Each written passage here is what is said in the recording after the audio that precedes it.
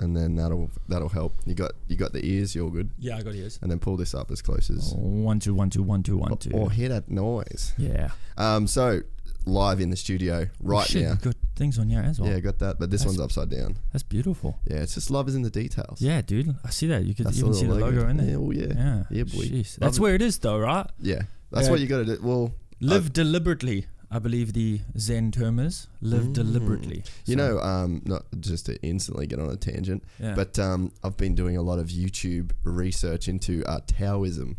Yes. That's some very interesting philosophies in that all that old Asian shit though is very dude, all old Asians are the shit. That's what I mean. Like when are you dude, I do a lot of I like to call it reverse racism because I get so fucked off with how talented Asians are. Dude, I'm like that with black people, bro. Yeah, well, athletically, well, I mean, mind you, in any dude, if you ever visit South Africa, you'll be blown away just by the sheer creativeness and talent and everything like that. It's mad, dude. And I don't understand how our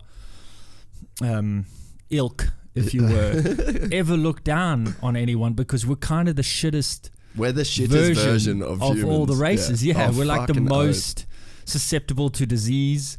We're the weakest. Do you know what I mean? It's so mad. Why did we ever? It's jealousy. Racism is jealousy. I'll tell you that's 100% what it is. I'll tell you what, 100%.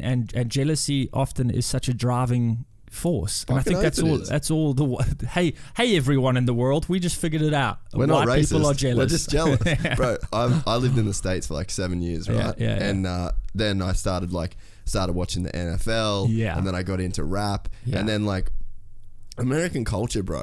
It's fucking rap culture. That's like, it. All like including white people who try and be a part of it. But everyone wants to whatever the black trends are, like whatever the rappers are wearing first, whatever the athletes are wearing, like it's so fucking top down. Just filters down from that point. And then like I did filming, so that's like what I did for a living. I'd film with like we did a commercial for like an athletic brand, so we'd be around like these football teams, basketball teams and shit, and it was all these black dudes, and Superior I'm just like humans. so gravitated towards it. They're like dancing in a circle and they're fucking like rapping together. I would love someone to do, and it's probably a taboo subject, so it's difficult to do the research, but I would love to research how shit white people are in comparison. It's fucking so real. It's mad, dude. You look at dick size, fucking running a 40-meter dash. Yeah, dude. They've got everything, bro. Rhythm, 100%. fashion, music. Like I can't see a single genre of art or science or anything that we're. No. You know what I mean? And there's clear superiority statistically on other races' sides of things versus white, you know what I mean? How many white people play in the NBA? Probably 2 Australians, I think. How many white people play in the NFL?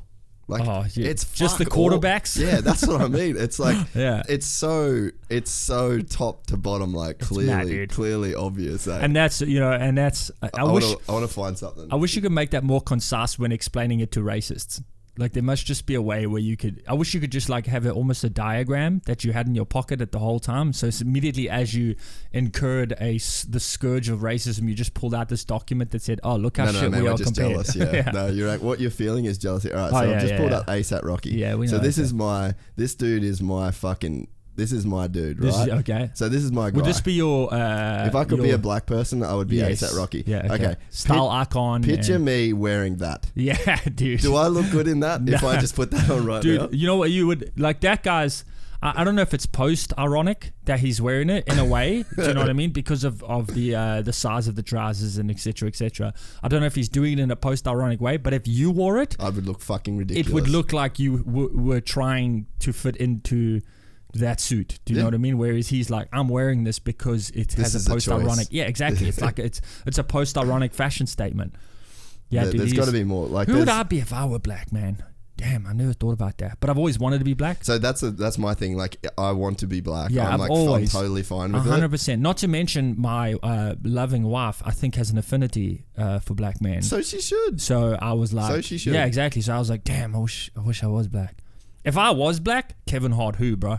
Yeah, who? Kevin Hart, who? Yeah. Yeah, any of them. Yeah, no one. Chris no one Rock, who? Do you know what I mean? Man, but I have to be stupid and white. Thanks, Dad. Fucking, that's white. What's the opposite of white privilege? If you want to, if you're like a person that wants to, like for me, I'd be like, mate, if I could be ASAP Rocky, done. So yeah. So then almost, like, but that's not. I think it's maybe a mixture of white guilt versus white jealousy, white guilt. But at the same, I remember the first racist thing I ever, the first racist thing I can remember was my father.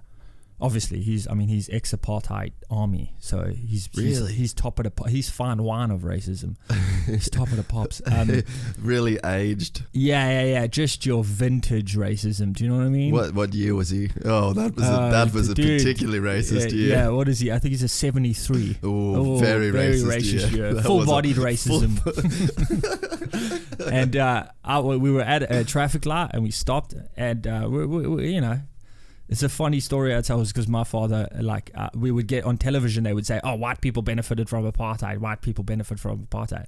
And I remember sitting in our poor, shitty old apartment, my dad on the couch in midday, and I'm going, why the fuck didn't you benefit from apartheid, you lazy shit? Why are we poor? Why didn't you benefit? And so we're by no means wealthy. We were on welfare. You know, that's the kind of area we were in as white people in South Africa in the 80s, which is rare as shit, dude. It's like, was rare. And we stopped at the traffic lights and we're in a piece of shit car, you know, with my piece of shit dad, and I'm in the passenger seat.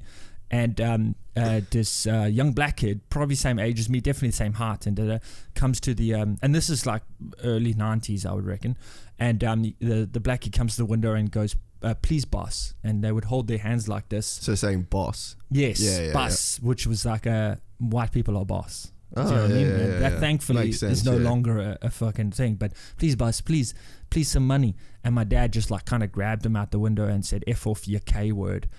You can Google the K word. Yeah. I have thankfully in my entirety of existence have never said it. Oh, really? And refused to say it. Because this is an interesting one. It's K words. It's South Africa's more hardcore version of the N word. And I say more hardcore because it hasn't been reclaimed. Word?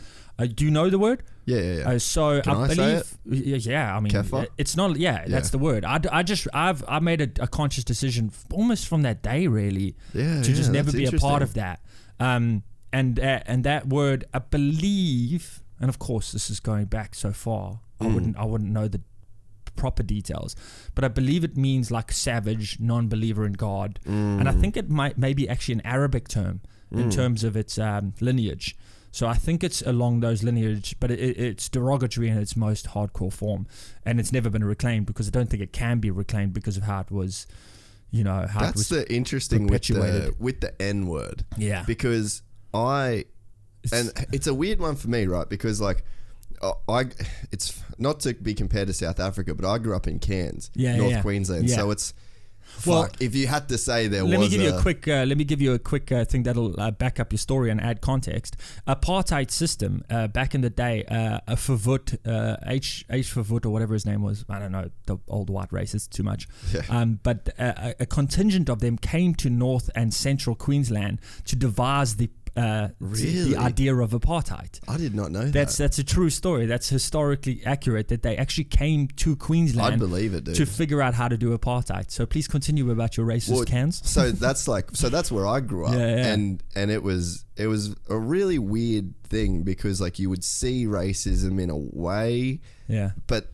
Like, so I had a black coach, like I played football. So I was the only white kid on my football team. Yeah. So like it was always weird to me because I was like, I don't really get it. You were the minority. Yeah, like I was the minority, and then I sort of had to do whatever those boys wanted to do. I had to say what they wanted to say. And that's what happened with me is because I was poor. Yeah, I was with them. Exactly. And then I became, I just integrated into the culture. And when I say that, it sounds like, and I never want to be one of those people that like, you know, did you integrate into our culture? Did you really? Yeah, people can go so deep. Yeah, and I'm obviously white, and I don't try and be, you know, black in any way because, you know, of the taboo nature of that. But like, I've always connected more with that culture. But in South Africa, the difference is that white people are the minority by a huge margin. Yeah. But I think it was like at its peak peak even, it was like only 8%. Yeah. Do you know what I mean? Of the country. So well, that's like when the English invaded, like the British East India Trading Company. Yeah. There was only like 300,000 Yeah. British people in India, and Yeah. they fucking conquered That's India. what I'm saying, dude. You're like, how do you do this shit? Jealousy is an incredibly strong force. Powerful bitch. Yeah, I don't get it. And that's kind of like when I look at the state of Australia and what happens with the indigenous people and stuff. And obviously, I don't say much at it because I'm a novice. I've only been here 3 years, and I don't know the historical structure. Although I like to read up on it and try and find out as much as I can.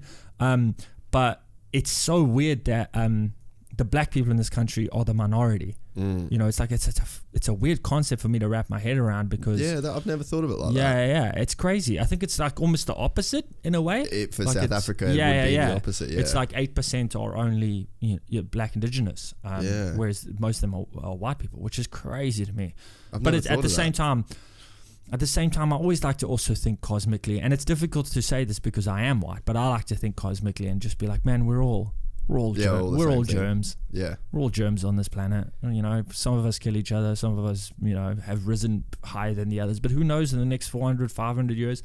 Used to do that joke of like, don't worry, black people, white people, we're almost at the end of our tether. Yeah. And we'll be back on top in another 400 years. So watch yourself. well, I've spoke about it on here with a friend of mine who sort of like disagreed, which it was like we didn't have like the internet and all this stuff at that time. Like it's a pretty easy thing to look up. And I was like sort of trying not to be argumentative about it. But like at the end of the day, like white people won't exist in X amount of years. Yes. Like we're basically like the articles say that we're all going to look Brazilian. And also naturally, that's a natural.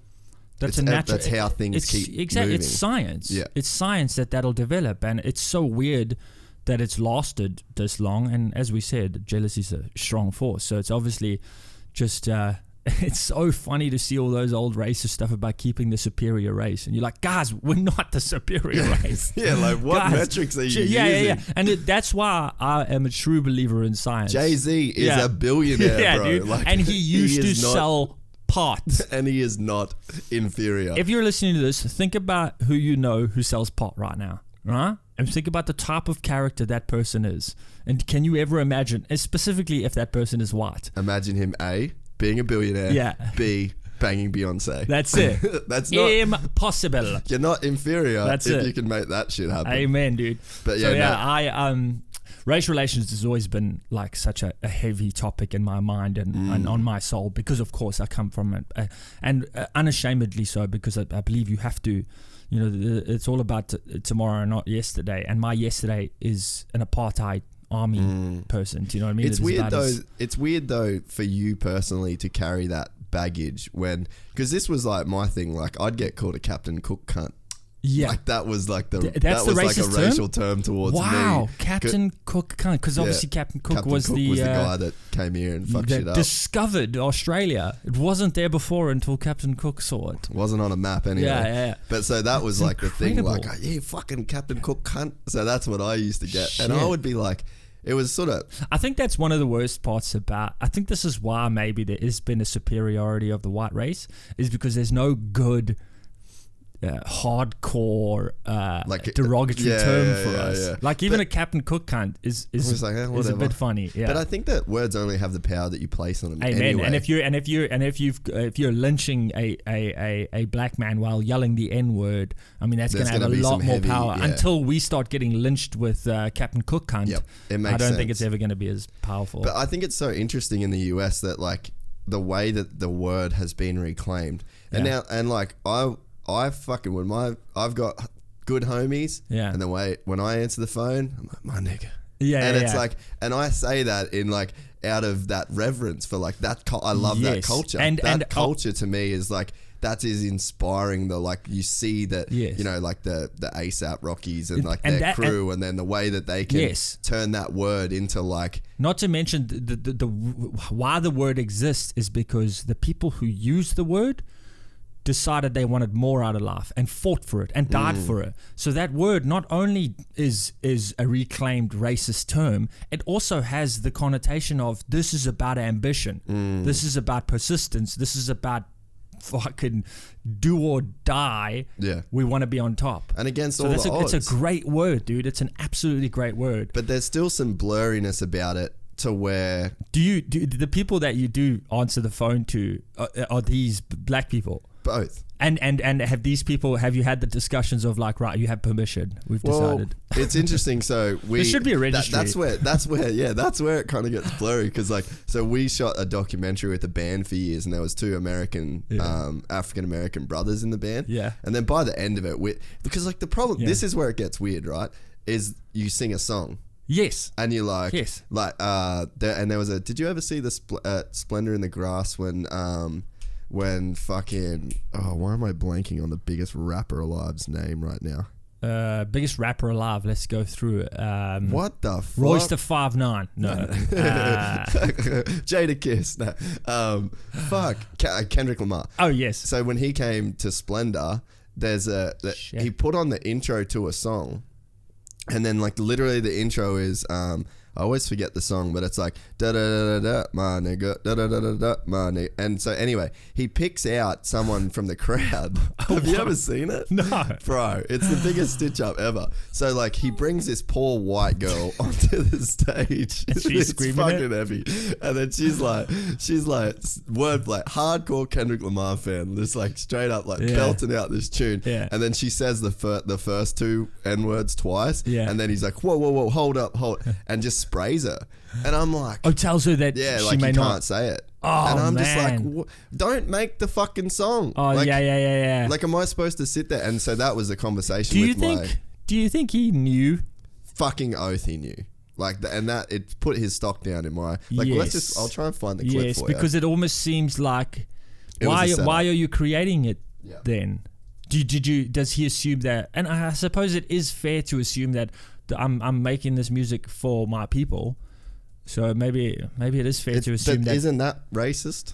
Yes, in a way, to like only make a song for black people. But as I said with that joke, it's like you guys can do it for 400 years. Yeah, so exactly. It's like we'll be on top the next 400, and that's how humans are. We're like, okay, your turn, my turn, your turn, my turn, your turn, my turn. Well, every empire falls. Exactly. And that's the interesting thing. Like, I mean, it's a different subject, but that's where like America is right now. Oh yeah, is it's like fucking. Yeah. It's just definitely some orange cracks, aren't there? I just got to find this fucking video for you. Oh no, media loses hope after poll shows Biden trailing candidates. Oh man, that guy was such a good vice president, but wow, what a shitty Joe Biden. What the front row. I need to find say this is where I need Mick. Mick's not here in my life. Kendrick Lamar live N-word. Yeah. Spread it in the glass. And just be careful of your search history. That word ain't the worst. Ah, there we go. That's fine. Live N-word. Where's this one? Oh, N-word. Kendrick Lamar Splendor. I don't know what year. Here's what happened. That looks interesting. Where's that the one? weight of an expectation. Maybe it was that just seems like some fucking blogger. Oh, it's Junkie. Don't anyway, that. I need Mick to do that. Yeah. But anyway. even that, I mean, like that's. But it was a such weird an one for me though, because it's like, and that's what got the conversation going with these brothers that were in this band. Yeah. And it made me think about this bigger conversation or this bigger concept of like intent. Yes. Like, what's the intent behind a word? And like we struggle with this as comics. But you could say, you're a comedian, by the way, for everybody listening. Oh, yeah. We started this, but They're probably like, this guy's just a talker. Oh, he's a comedian? Now everything he says will be with a tinge of humor. I'll watch it through this lens. Yeah, no, everyone's like, oh, that racist shit he was saying was all ironic. But it's like, it's this bigger concept of like intent, because like, there's you know what irritates me? Does anyone ever call you pal? Hey, pal. Good job there, pal. Yeah, it's definitely not a South African thing. Oh, it's an Aussie thing, and it's condescending as fuck. Champ kind of irritates me. Similar to that. All right, champ, but it's definitely a demographic that says champ. Yeah, and for sure. Yeah. But I think that there's like this context behind it where it's like, I kind of know you're being condescending. Yes. So it's like, you know what I'm saying? My example is my friend.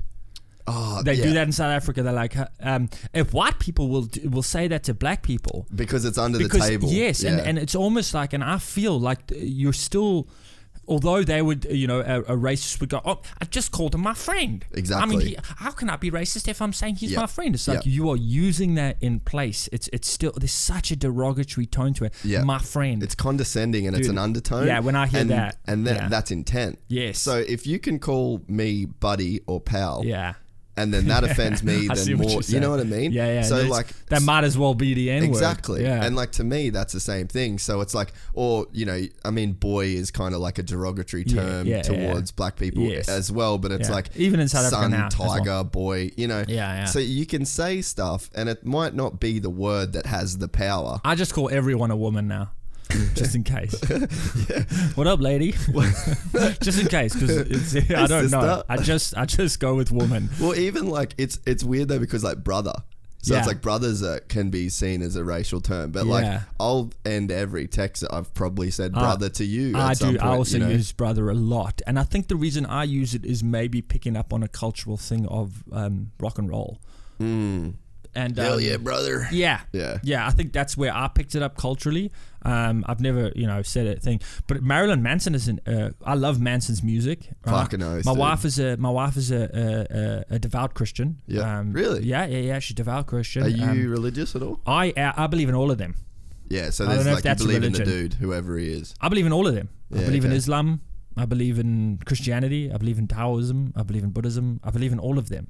And people are like, nah, choose a side. No, I don't have to. There is no spoon. Faith is real. There is no spoon. Faith is real. Like if you have faith, Yeah. there we go. Yeah. I mean, if we want to dig down to it and figure out why humans, you know, Gaia, you know, Mother Earth, and blah blah blah, and break it all down to the names and the terms and the geographical, you know, this one meant that one. This is the Jesus for there. This is the. It's all convoluted. But yeah, all of them are correct. So she doesn't like Manson's music or whatever the case is, and I'm all about intent. I'm like, he has that song, rock and roll N-word, do you know, and it's always fascinated me. He's like, how is he? Some people have a card. He's not in rap. Well, that's like, You know, he's not Eminem. Do you know but what I mean? Eminem won't ever say the N word. Yeah. But I think he's also, again, I think it's also a statement for Eminem because he's part of black culture. Yeah. He's decided to make a stand and makes go, sense. it's not fair Yeah. that you guys can use. So I'm not gonna give you the opportunity to say it. Yeah. But like Manson is like, no, he's not near hip hop. Yeah. How does he? Do you know what I mean? It's always fascinated me. Like he's probably screaming that out to. Isn't it tens of funny thousands though of- how you can set yourself up? Like Marilyn Manson has positioned himself to do whatever the fuck he wants. Yeah, like and when you make a career that's of what I being love. shocking. That's what I love about Marilyn Manson is that Satanism used to be this thing. I don't know if you remember, if it was in this country, but in the 90s, like we had these like people would be sacrificing cats in That's like. the last thing white people in South Africa need Yeah, is Satanism. No, dude, white people in South Africa like, oh, we're not allowed to do that racist thing. What else should we do? What about the devil? He seems nice. So, I mean, there was like these cat sacrifices and like storm drains and all sorts of shit when I was like a teenager. I was What a like, fucking place. and it always blew my mind because, again, I have this cosmic approach to humanity. We're all microbes on a big organism which is just round. To some people it's flat, whatever. Allegedly. Allegedly. We're just all organisms. And if you've got a microscope, you can go down and it's the same organisms. Isn't that a fucking in a trip? square centimeter? And that's the way I truly believe. Obviously, some of us are sentient and some of us aren't, or so we know. I believe my dog's sentient as shit. Do you know what I mean? Like I did that. I shouted at the dog this morning because it was in the bed and making dry mouth licking noises right next to my ear, and I was like, "Get the fuck out! Go drink water, do something." And I'm You like, fucking dog. "Yeah, you're irritating as shit." And I love that dog like a child, but I got annoyed. The whole day, this dog's pissed off with me now. The whole day, she is not herself. She's kind of like doesn't want to be. You know what I mean? I'm like, that fucking dude. If you could put a brain thing on that dog is pissed off with me. So like we're all organisms. So it's difficult for me to ever like go. You know, I believe in Jesus, the figure. I believe in Jehovah. I believe in all of it, like, because it's all a human way of naming something that I don't think we can comprehend. Like if there is this God, there's no fucking way we can comprehend that. Not with our little, because we might be sentient to the way I think of a dog as sentient to another organism that we haven't come across. So it's all It's all cosmic. It's all thing. So when it comes to like, is Marilyn Manson a Satanist? Does he believe in the devil? It's like to an Iranian dude, who gives a fuck? Yeah, do you know what I mean? What's the devil? Yeah, what's the? Oh, this big red dude with a sharp tail. Like, it makes no sense. So. So I don't look at it as that when I don't look at him as threatening my because again faith, it's intent, eh? Because it is intent, and I believe that like dude he's he's art. a smart cat, dude. Fuck yeah, bro. He is a smart fucking cat. Have you ever gone down like the YouTube rabbit hole of his dude, like interviews? every weekend? Oh fuck, every it's weekend. the best, eh? Like, I watch that more than I watch Friends. Dude, he's come on this show a couple of times. He makes sunglasses for him. That Valley Eyewear. Oh shit. So like, dude, I've been in like on the podcast, he's like, oh dude, I just got a text from Manson. So like we're sitting there like, dude, where are you in your life where you can go, sunglasses, I need more than one. And then you can get them custom made? Fuck bro, it's a trip. Like, you gotta meet Crawley. He's the coolest motherfucker But as you ever. say, bro, living deliberately, I believe in that shit. No. Like, you know, this doesn't need a logo, but fuck, it looks nice with one. Just fucking yeah, dude. That's the it. 1%, bro. That's how. I think it's a bigger thing too though, is like how you do anything is how you do everything. Yeah, wow. Yeah. And that I've been like super big on that. Yeah. Like very recently. Yeah, so. me too. I'm going through some negative shit lately, and I've been like, man, I gotta like with this smoking and shit, where I'm like, man, I just know that it's not, you know, it's not a good thing. I've been struggling with it, been like off of it and on it and off of it and on it, and I'm just like, man, this is the dumbest fucking thing. And Have you done mushrooms lately? No. Fuck, do some mushrooms and last time I did think about shrooms, man, was, and it was such a beautiful time. Fuck, they're so good. It was at a Rocking the Daisies festival in Cape Town. Oh yeah. Number of years ago. I don't even know what number it is, but I remember taking them, and there was this long walkway with these different coloured flags. Yeah. That went all the way up. Probably 6 hours sitting in front of them. Probably from when the weather was hot to when it was cold. So I don't know where that went during the day, but man, from when the sun was there to when it was not there. It was anymore. not there anymore. But these fucking flags were beautiful. I still remember. It's imprinted on my brain. Like, and in the it's fucking crazy in how the it mode. works. Yeah. It's but yeah, and I think that, and I've been trying to live this deliberate existence of like every step to that point of insanity. Yeah, but I was gonna say there's definitely a point where you've got to give yourself like a little bit of a bit of leeway. Because you can like, put a lot of pressure on yourself. Yeah, and then it becomes like there's definitely like the argument for like hedonism. Like, why should we just not live like heathens? And I've legit had that. Like when I was in America, I was fucking banging every single chick I saw, and like and I was like, which is quite fun, I hear, unfortunately. well, I'm there now too, but like back then it was, and I sort of, you have that like internal dialogue of like, well, what's the point of not doing this if it's like, what's it all for if you keep yourself so tied in and so restricted, and then you're just dead and you're gone, and so like what was the point of that? But so I think that hedonism thing, you can apply that to like everything, to where it's like, well, dude, I saw a hobo the other day, elbow deep in a bin, getting old cigarettes, and I thought to myself, that car does not pay a mortgage. It's in the title, homeless. Like, and I was like, man, no, that guy don't have a cell phone contract. That guy just screaming at a fucking wall.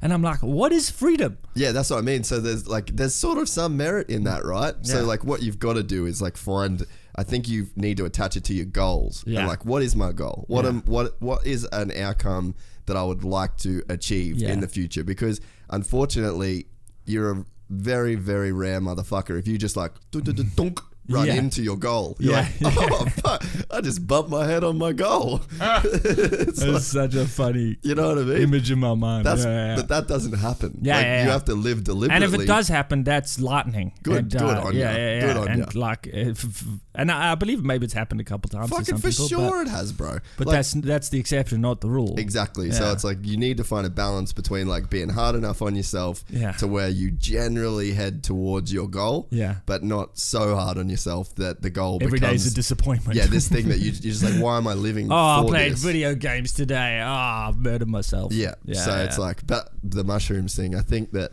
mushrooms that's a good idea. They're good for perspective. Yeah. Of when like, because we did mushrooms recently, And it's funny because the whole podcast thing is quite weird because I never even wanted to do this. Yes. Like this wasn't on my. I'm in the same area of my life where I'm like, nah, that doesn't sound good, and then I'm just seeing how good it is. For instance, I don't know if Bill Burr, Bill Burr? Yes. That Monday morning podcast. Yep.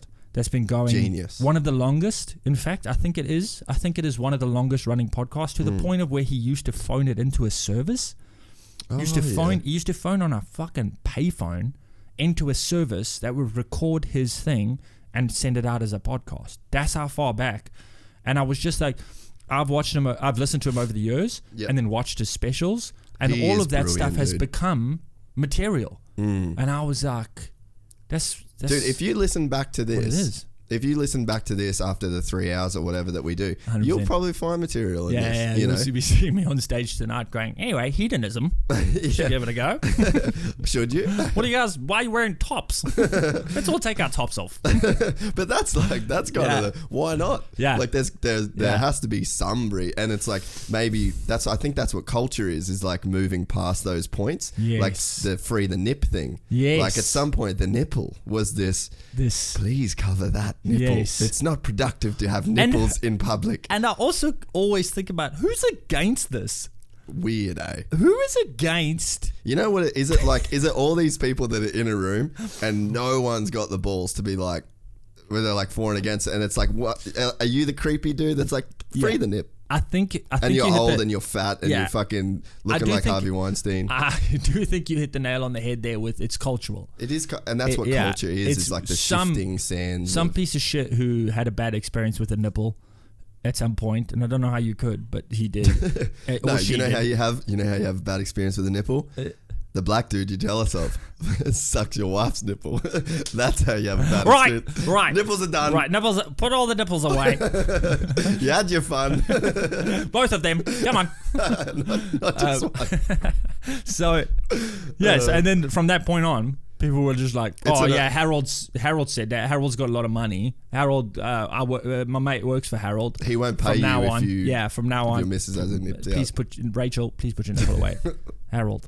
Rachel, it's nothing against your nipples. Believe that. Can I say all day, every day? No worries. Some people don't like.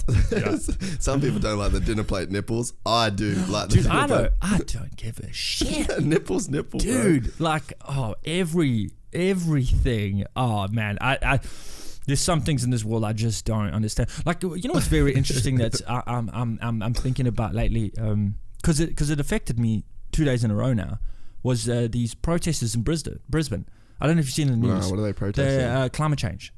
These climate change protesters, they've been in Brisbane. Was anyone protesting the Ice Age? Like when the Earth started? You know, just two polar bears. Hey! We want this ice. Yeah. And all the humans go, fuck you. Move your eyes. No. Yeah, I just it's and that's where I sit with it. I'm like, is it good? Is it bad? The funny in me says, well, you're keeping people in their cars longer.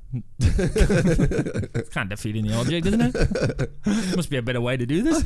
Like there's more traffic, so there's more carbon dioxide being, so I don't know how it all works, but it's an interesting concept because people have been coming out on Facebook going, fuck them, and other ones have been like, it's their right to protest, and I'm watching it on the news and I'm like, it's a bunch of millennials, even though I am one, and I think you are too. Yeah, I'll be a millennial. 85? 88. Yeah, so we're technically millennials.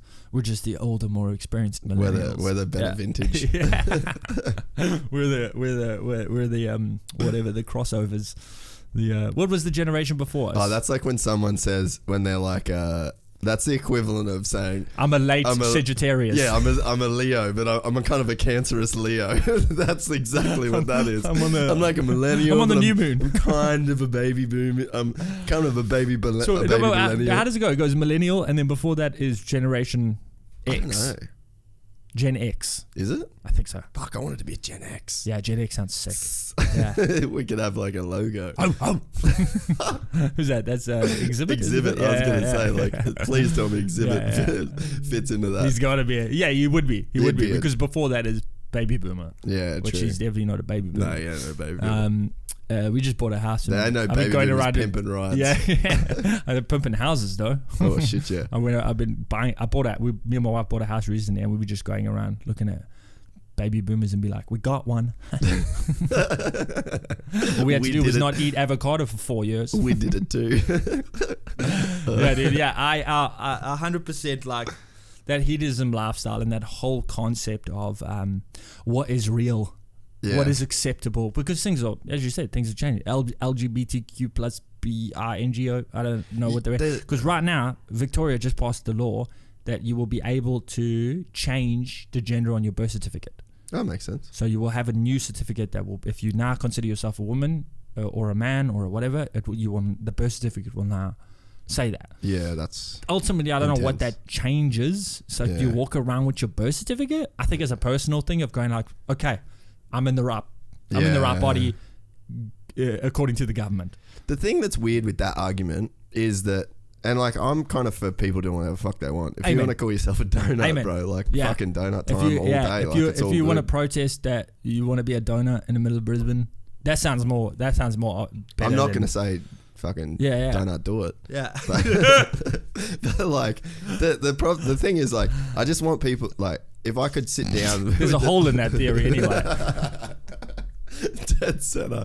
But there's like the problem with it is like, okay, cool. I get that you've got your rights and that you feel like a woman, but the problem is that when you go to the doctor or you get Medicare or you get an insurance, someone hits you in a car and then you get fucking something happens and like, we need to know. Like we need to know. They're doing the dick medication, not the vagina medication. But there's certain things where it's like it's quite applicable, and it's like the system is kind of. Well, but then why can't I and yourself then identify as black men? That's what I'm like. There's no interracial thing. Yeah, I would like to be now considered as a black man in its entirety, please, incling penis. But the thing is, I don't want to be considered a black man. I just want to be a black man. And I just wish I could be that cool. But do we have the authority to speak on such things, being that we are happy with the body we're in? And that's always the question I have is, do I have the ability to add something to the dialogue if I'm... But I'm just coming at it from like a common sense approach of like just the functionality of society, you know, like. And that's what bugs me a little bit as well, is like, whatever you believe needs to function. Whatever you believe in, science. Yeah. Whatever you believe in, science. Well, here's the thing.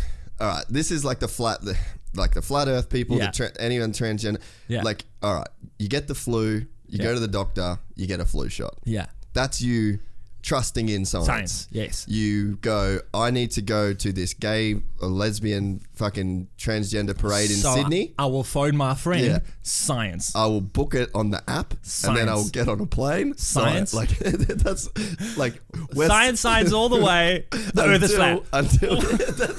But that's what people do. Yeah. They're like, I'm gonna use science. That's a good gag. That might make it into my set tonight. Dude, for real. They're like, I'll use science at every step of the way until the point where I just don't want to use science anymore because it's not convenient. And that's what and this goes to the religion thing, right? This is the thing of like, if someone held a gun in my throat and said, "You tell us right now, what's religion?" I would have to say science. I'd have to go, okay, the sun. It's consistently right. The sun is always been consistently right. Consistently the sun is the creator of life because of chloroform and so on and so forth. You can set your watch to that, motherfucker. Yeah. So, and that's what I truly believe ultimately. But at the same time, man, if you're a woman and you got a dick and you don't want it, by all means, fuck it off. But just, you know, when, as you say, when it comes down to that kind of thing, this thing, like, I wonder how far we are away, because I misread this headline. I thought that they were saying that they could put the gender of their child as whatever they wanted to on the birth certificate. So then I was like, whoa. Nah, it's sketchy territory. I mean, that surely going to let the kid decide? Yeah. Because isn't that the point? That it's your decision, your choice? Mm-hmm. And so I misread it, and then I was up in arms, and then I reread it, and I was like, oh, okay, that makes more sense. More sense, yeah. But then the question immediately hit my head of like, okay, so when does it get there? But think about this. So like you get rushed into surgery. Like let's say you've had a car accident, you get rushed into surgery, and then like, and you're. But it says this all lady. All they've got, yeah. Yeah, is like, this lady's in an emergency state. We need 20 cc's of whatever, and she's like, I'm a man. Yeah, but that's like, that could be like kind of complicated, Yeah, right? dude. So like, say you get in a car accident, you get fucked up, you're a lady, but you're a physical, biological man, Yes. if I can say that. Ribs. Your the way your stomach is aligned, etc., organs, etc. Yeah. Clitoris. Yes. Very Well, relevant. I think that's the most woman of a woman. Isn't that the only thing Yeah, that's that's it. different? Yeah, I don't know. I do not currently have a clitoris. Clitoris although I'd and love to PMS. travel Isn't with that the one. only thing? Yes. I was watching an advert last night on television that's been on at the moment. How to make periods not taboo. And it's this advert that says 78% of women believe that periods are taboo in the workplace, and so it's this. I imagine this ad campaign. It's one of the pad companies, one of the sanitary towel companies, but they are pushing the thing of not to make periods taboo. So it's got this girl who leans over the dinner table and says, "Have you got a pad?" Right, that's the first one that comes up, and I'm like, okay. And then the second one was like, emails her boss, I'm going to be working from home today. I have a bad period. I'm like, yeah, that sounds good. Yeah. Then there's another one, a husband or a boyfriend goes to buy the pads for her. Totally fine, makes sense. And there's two people dress up as one dresses up as a pad and the other one dresses up as like blood or whatever, and they come into a dress up party. Hilarious, totally cool. So those are all the good things. But then again, I always say, like, guys, moderation. It's not cool to lean over a dinner party table and go, "Hey, you got a pad?" Yeah. No, If you were a dude and you said, "Wait, Chuck is a franger," as far It'd be as as dude, weird. It'd as be as far as weird. going around the table to the person at dinner, loudly and proudly, "Could I have a pad, please?" Leaning over the food?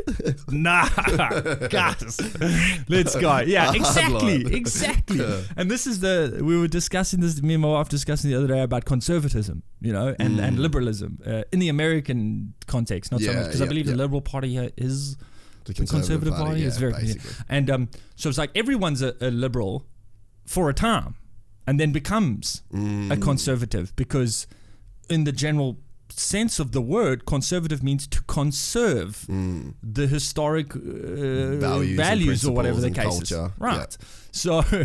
So it's like, and I always use the term of abortion. Like, everyone's like, abortion should be legal, and it should be legal to this time frame. I don't know what the time frames are. Yeah. I'm not a doctor or whatever. And so, but then I'm like, what if more liberal people in the future are like, no, we need to extend when you can have an abortion. So it's not the first trimester or whatever. Again, I don't know the actual time. You can choose on the day. Yeah, this is the thing. It's like, day. when Comes out, how liberal.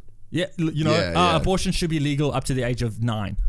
What? I don't like this 9-year-old. Do you know what I mean? And so you're like, no, but you said you were a liberal. You have to believe in it. That exact thing is, so you're going that way. So then go that way with the fucking transgender thing. So it's like, you want to choose that, but it's like, so where does it stop? Like, what's the, like, if you extrapolate this out, then where does it stop? So you can then, like, name your grandchild's gender before they're, you know what I mean? Yeah. Like, because you want to be, because you're always a liberal. Because you're a liberal for life. Yeah. So that means, fuck that phone. Never liked it anyway. And that's what I kind of get excited about, a future, right, where it's, and maybe it's because I play too many video games, but I kind of get excited and read too many books about it. But the future where it's like this Asian mix. It has to be. Right, so it's going to be. There's no other. Get on board or get left behind, right? So it's an Asian mix of cultures. Get on board or die in 80 years when you're supposed to. Yeah. And then well, it'll I fucking mean, happen 200 anyway. years depending on the scientists. Hurry up and make us live longer. So the environment or the city is this Asian cultural mix, and there's just dope dude Tokyos girl everywhere. Yeah, like a dude girl walking there and a girl dude walking with this girl dude girl. Who knows? This ambiguous guy. I get excited about a future which is like so boundaryless, like you don't know who the fuck anyone is, and it doesn't necessarily matter because we're all sexually fluid, and racially fluid, And for me, if you look at his history, I think we're leading in that way. We are, for sure. So I get excited about a future like that. I don't mind like a future like that. Obviously, everyone, if that person, the different person from me, is allowed to become whatever gender, therefore, in that philosophy of choice, I am allowed to be whatever I am. Yeah. As well, because it's supposed to fair work. system, Reaction versus, you know what I mean? Yeah. So I'm like, I really do get excited about a future where you just don't know, and it doesn't matter. Yeah. Because you're like, oh, I wish to be with this human being. Isn't it weird though too? Like you go to say Thailand and you got like the ladyboy culture. Dude, I've there, seen, and they're hot as fuck. Dude, I seen it. Hot as fuck. I was walking. We went down. I'm very smart. I don't know if I told you this before, but I went down my honeymoon. To what's that road called? That one in Phuket? Is that main drag? Dude? Bangor. Excuse the reference. The main drag. The main drag. Fuck. I was literally there last year. Oh man, something street. Everyone will know it if you're listening to it. Yeah. That main road. I was walking down that road in Phuket with my newlywed new wife on my arm, a week old. Our marriage was, and then we're seeing this stuff, and I'm like, and we almost went into I believe it's a ping pong show, like a ladyboy show. Yeah, but we decided, man, we're trying to be romantic. Let's keep that smutty stuff for 4 years in when we're bored. We'll do another trip. Yeah. So let's renew our vows and go to a ping pong show. That's the main reason. So the whole concept of that walking out, I don't give a shit what was hanging there. They were beautiful. And the sexual attraction I have to the feminine form, they were exhibiting that in my current version of them. This was obviously with clothes on, and they were gorgeous. Banging. And I do not know what the fuck they were packing, literally and figuratively. Well, we were at this bar and we went to buy weed off an old Irish dude, which is fucking awesome, dude. That's totally obvious. It was the funniest thing ever. That's who you buy for weed from. So, that's a funny story. So we had an Irish dude. Oh, how much do you want? Irish accent is the easiest one. All you have to do, and I'm shit at all accents. I'm very shit at accent because I feel so strongly against cultural appropriation. I'm just shitty at accent. However, my family's heritage is Irish, so I'm allowed. Some of my best family members are Irish, and it's such an easy. You just have to sound like you have asthma. You just have to be like, oh, did you want some weed? Did you? Let me go get some. Got a lot of weed back there. Oh fuck. Yeah. So you bought some weed. So one of my best friends is Irish. We're over there on like a fight training camp thing. So we're like, all right, we're going. Oh yeah, because you're into jiu-jitsu and shit like that, which we'll discuss anyway. So our muscles were sore, so we needed it for medicinal purposes. Dude, fuck yeah, I know the shit. And then, I know the medical shit. So then so the guy, one of our mates, was like, you got to go and see this old Irish dude. He owns this Irish bar called like Flanagan. Or fucking, of course, whatever it was. He owns this old Irish bar called Stereotype. You guys had a drink at all Stereotype? Wait, there's 6 names that when you want an Irish bar, you're like, it's like a Flanagan's or O something. Yeah, it's O'Shea's like Cleary's, O'Shea's, Flanagan's. They're like, you get 6 to pick Someone from. sings that there's a band that sings that song, Green Beer. I think the song's called. Who's the fucking band that also sang that main track in that DiCaprio movie? Oh, what the fuck is the name? What DiCaprio movie? DiCaprio, where he's that mobster against Matt Damon. Oh, The Departed. The Departed. That main song in The Departed. That band, which is, I'm going to tell you right now, they sing a song called Green Beer, I think it's called, where they make fun of the stereotypical Irish bar. It's so good. And it's very funny. I'll show you right now. If you guys are listening along and you want to play some music, the band, it's called Dropkick Murphys. Dropkick Murphys. And it's called Shipping Off to Boston is that song. Yeah. But the other one's, I think it's called Green Beer or something like that. And they just make fun of the whole O'Shea's and like Green Beer. And it's like if you pour another fucking Green Beer. Well, dude, Andrew, like, so my mate, he's come on the podcast as well. Yeah. Fucking funniest cunt you'll ever meet. Well, but he's like, he said something about like, if you go to any town in the world, no matter where you are, there's Irish bar. And he's like, I was just talking to my cousin the other day, and he was in Azerbaijan, and there was a fucking Irish bar in that bitch. But so that's like how far reaching. Yeah, dude. But so we go there. We celebrate St. Paddy's Day in South Africa. Everywhere There's in the world. 8% white people, and we go to St. Paddy's Day. There's 6 white people in the city. St. Paddy's Day. It's so fucking true. It's though. mad. Yeah. So we went, and anyway, this dude's by himself. He's got a Thai chick. He's got this big, beautiful bar. Yeah. He's by himself, and then anyway, in the bar that he owns, and he's just sitting there, just smoking on like a weed, like a joint the size of your fucking Apple pen right there. Shit, yeah. And he's just there, just chain smoking by himself. Got this hot little Thai bird that's serving. He had to get eye drops. Yeah. So he's like, I'm keeping her on full time so she can do my eye drops. That's her job. It was brilliant. Hey. And I said, we walked in and I just started laughing. It was perfect. Like the scene was perfect. And I said to Andrew, I was like, I'm going to bet you every fucking thing I got, you know some cunt that knows this cunt. Yeah. And sure as shit, they just start talking about fuck knows who it was. And I knew he spent like 20 years in Cairns. Yeah. And like knew a bunch of people I knew as well. Yeah. But anyway, so we ended up, fucking weird story. I got derailed here. But we ended up going there. We were high as fuck. Yeah. And then we went next door to get kebabs. Yeah. Which makes sense. And then, there's also a kebab shop in every city. It's near the Irish pub. The Irish pub. Literally. Do you know that in Abidjan? It's probably more accurate. I was going to say there's a lot. Bad example, but you know what I mean.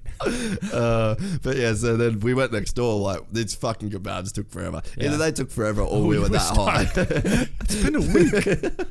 What day is it? Thailand has them now. Shit. So anyway, we sat like it went Irish bar, tiny kebab cart, ladyboy bar. Then we just sat. Was it specifically a ladyboy bar? Fuck, bro, you should have seen it. So we said to the chick, she come and served us, and she's like, "Oh, ladyboy or girl?" And we're like, well, chicken or beef?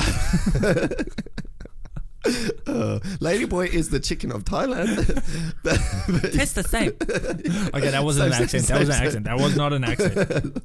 I'm a bad influence. Yeah. But yeah, so then we're like, oh, well, neither, because all of us in a relationship, but it'd be really fun to know who's who. Yes. So then, anyway, the girl goes, you tell me which girl, and I say boy or girl. Oh shit! Pick the hottest girl. Okay. And I was like, all right, had a look around, had a look around. And she's like, top five. Yeah. So then I was like, that one, and that one. Oh, you like the ladyboy, huh?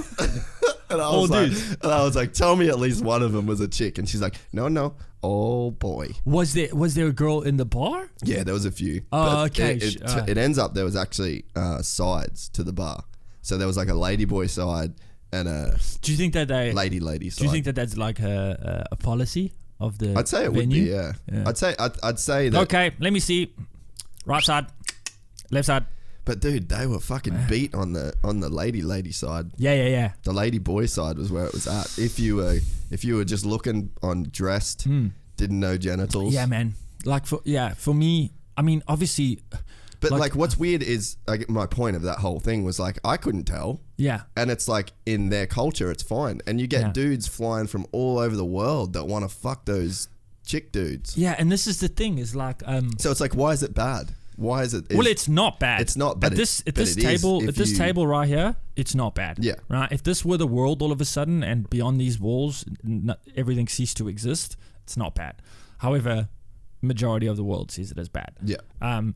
But 100% like, and that's what I mean. It's just going to become so fluid. It's going to change. Fun. Like, I think that goes towards your point. It's halfway happening. Yeah, but it's just in a stupid way. It's like if you had a mermaid, if you know, would you have top off fish or bottom off fish? Do you know what I mean? Like I'd bang a mermaid. But which one?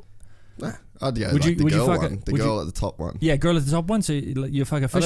You fish pussy? Yeah, I'd fuck a fish pussy. Well, it's kind of fishy as it is, right? We're sort of halfway. Okay, bad example. Chicken woman.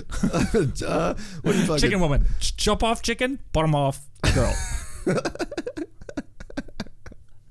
Where have I been for the 3 weeks before this? In Thailand. No, because It's actually been 3 minutes.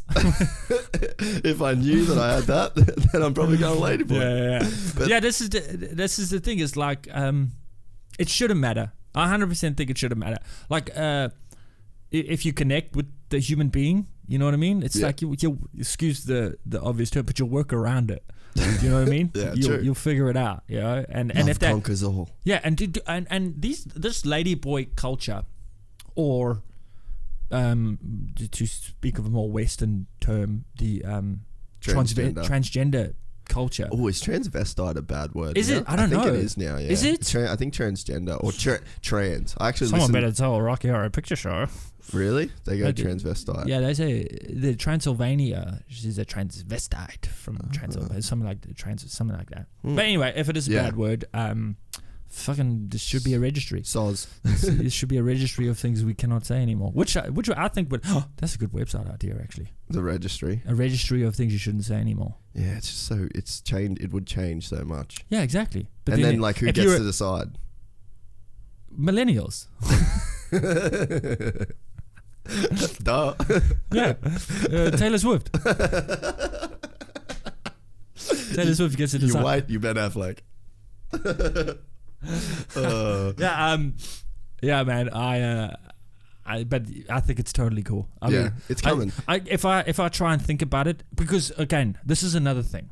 This is another concept I have, and email me if I'm wrong at I don't give a fuck at www.com. It's all about fucking. Mm-hmm. It's all about the sex, because I have relationships with dudes that I would never fuck them, but I would die for them. Yeah. I would not fuck the dude. Shit, that's an interesting question. If they were gonna die unless I fucked them, Yeah, you'd fuck him. yeah, I'd have to fuck them. Anyway, right? But I have really strong relationships with the male figure that I would never consider fucking, right? And then I have a very strong relationship with my wife, because we signed 50% of our shit to each other. That's how you know. But I consider fucking her constantly because she has female genitalia. Yeah. So when it comes down to it, it's that's I could be sitting with a dude playing PlayStation, laughing, talking, listening to music, or I could be sitting with my wife doing non-sexual things, and it's very similar. It's very, very similar. I picked a good wife, I think, or she picked me or whatever. So it's very similar. We have that same interaction. But when it comes down to the fucking, completely different. So the way I think about it, with all the genders, it's about fucking. It's about the thing you fuck with. It's not, and then we talk about the science question, the biological infrastructure.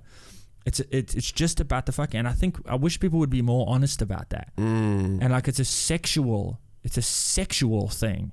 It's your sexual attraction to things like that. So yeah, I just think if people were more honest and spoke about that more, I think we could get rid of a lot of the taboos and be like, no. Well, that's like everyone what we were gets the saying flu about shot. Well, like the nipple thing, it probably was just one weird dude, That's but it's it. like felt like they had to say no. Do you think breasts, after Harold said put the nips away, do you think female breasts became more You're desirable? 100%. Yeah. So do you think they would be less desirable? No. I couldn't imagine them being less desirable. But I wonder though, because they're wonderful, all of them. all right, let's say cocaine becomes legal. Yeah. Does that become less desirable? Yeah. It's the same thing. Yeah. I think people just want what they want. Yeah. But then when you restrict what people can have of something they want, then they want it Yes. more. It happens. But the want will always be there. It happens on a micro level, even like in my fucking household, where I'm like, I've just discovered recently that lactose is a problem for me. I'm not lactose intolerant, but if I have too much, then I got to shit a lot. But now cheese, bro. Oh, I fucking love cheese. Smallest cube of cheese, and I'm like, this is fucking orgasm in a square. And but too much of the shit. This is me right here. This shit. Sweets and shit. Yeah, I got a sweet tooth. Fuck, man. bro, I I'm got the such a worst. bad sweet tooth. Yeah. I'm like, Then you I add battle to weed eat. into that equation, and you're just like, you're fucked. Let me tell you something about weed, bro. Do you smoke weed? No. Why not?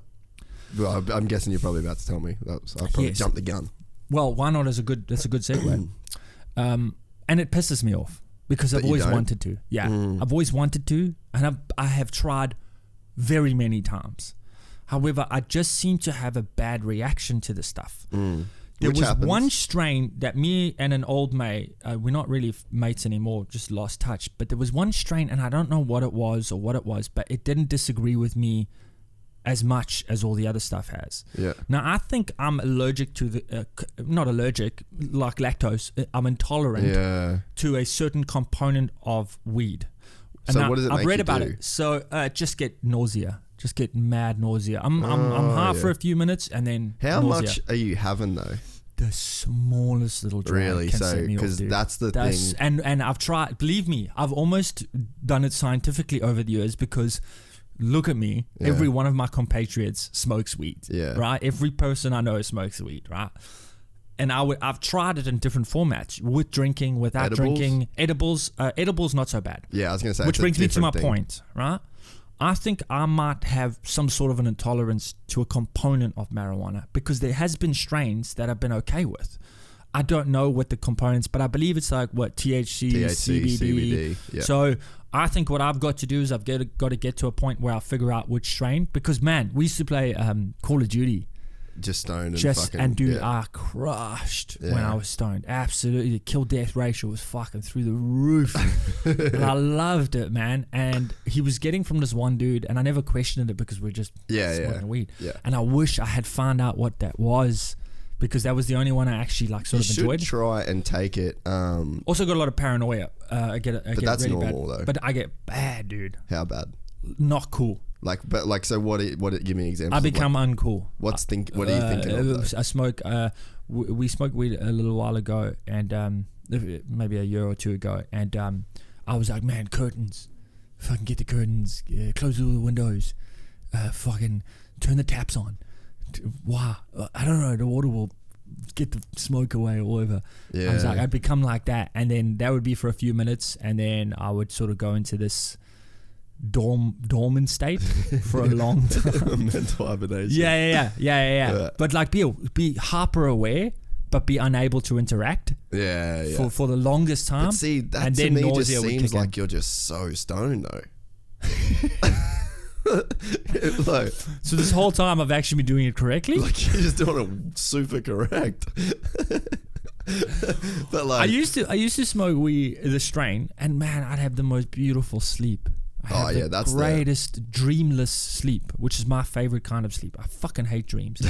I get what's the point of going to sleep if so you're going to be annoyed, awake while you're dude. asleep? I get so annoyed with dreaming. I'm like, hey, bro, I don't need another fucking movie, and I have no control what this fuck is doing. I'm like, no, bro, stop.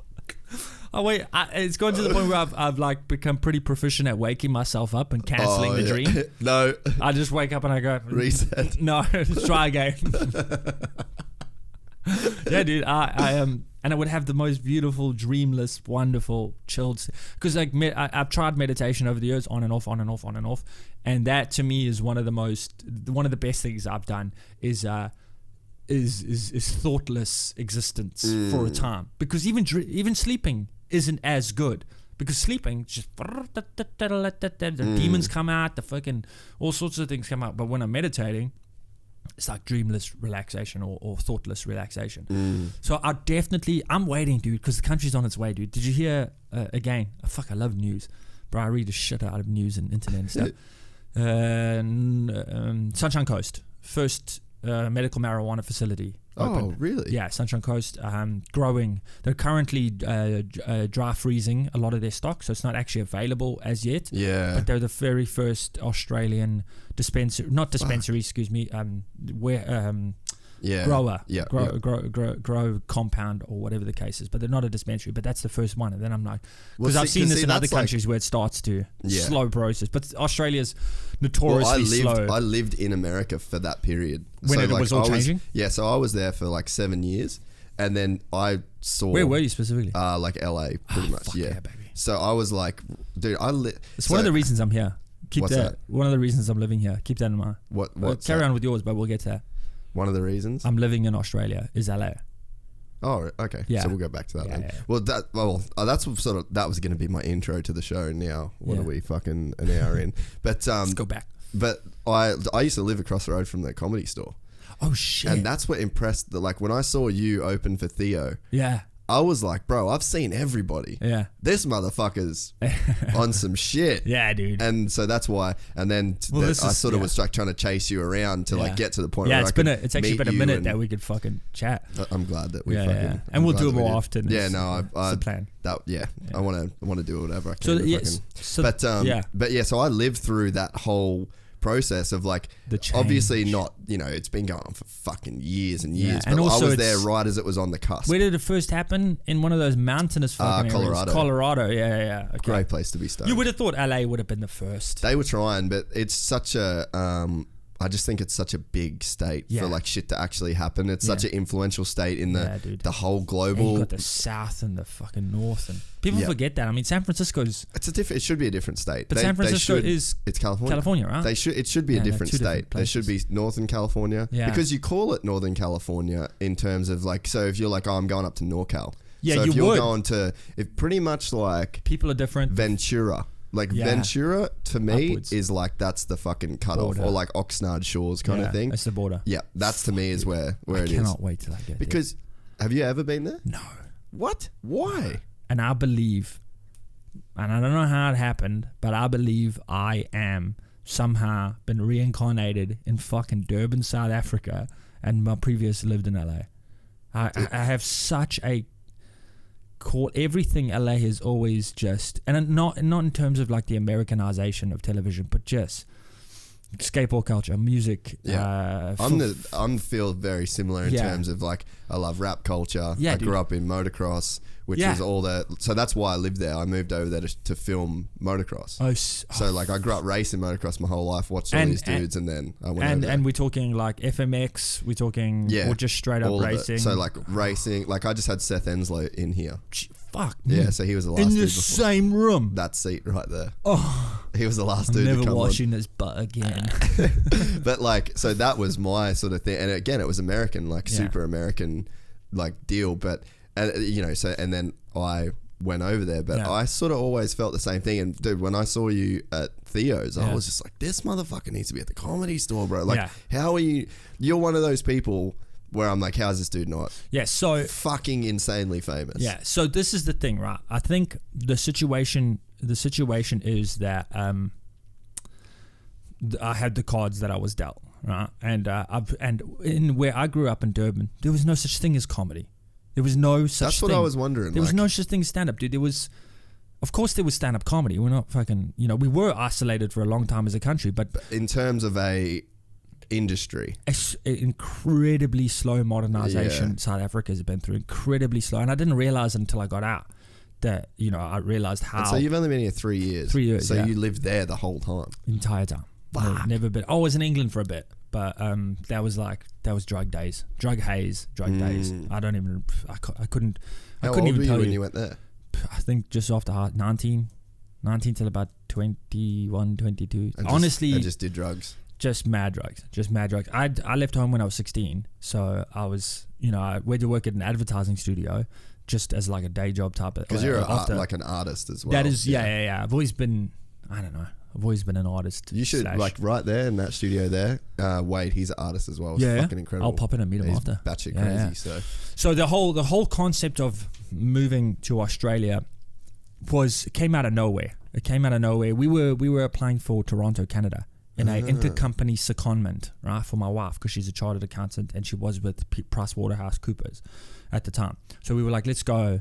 My career's doing well in South Africa. I had Comedy Central special. Did you like, because you toured with Trevor Noah, right? Yeah, I was a support act for 4 years. Really? Yeah.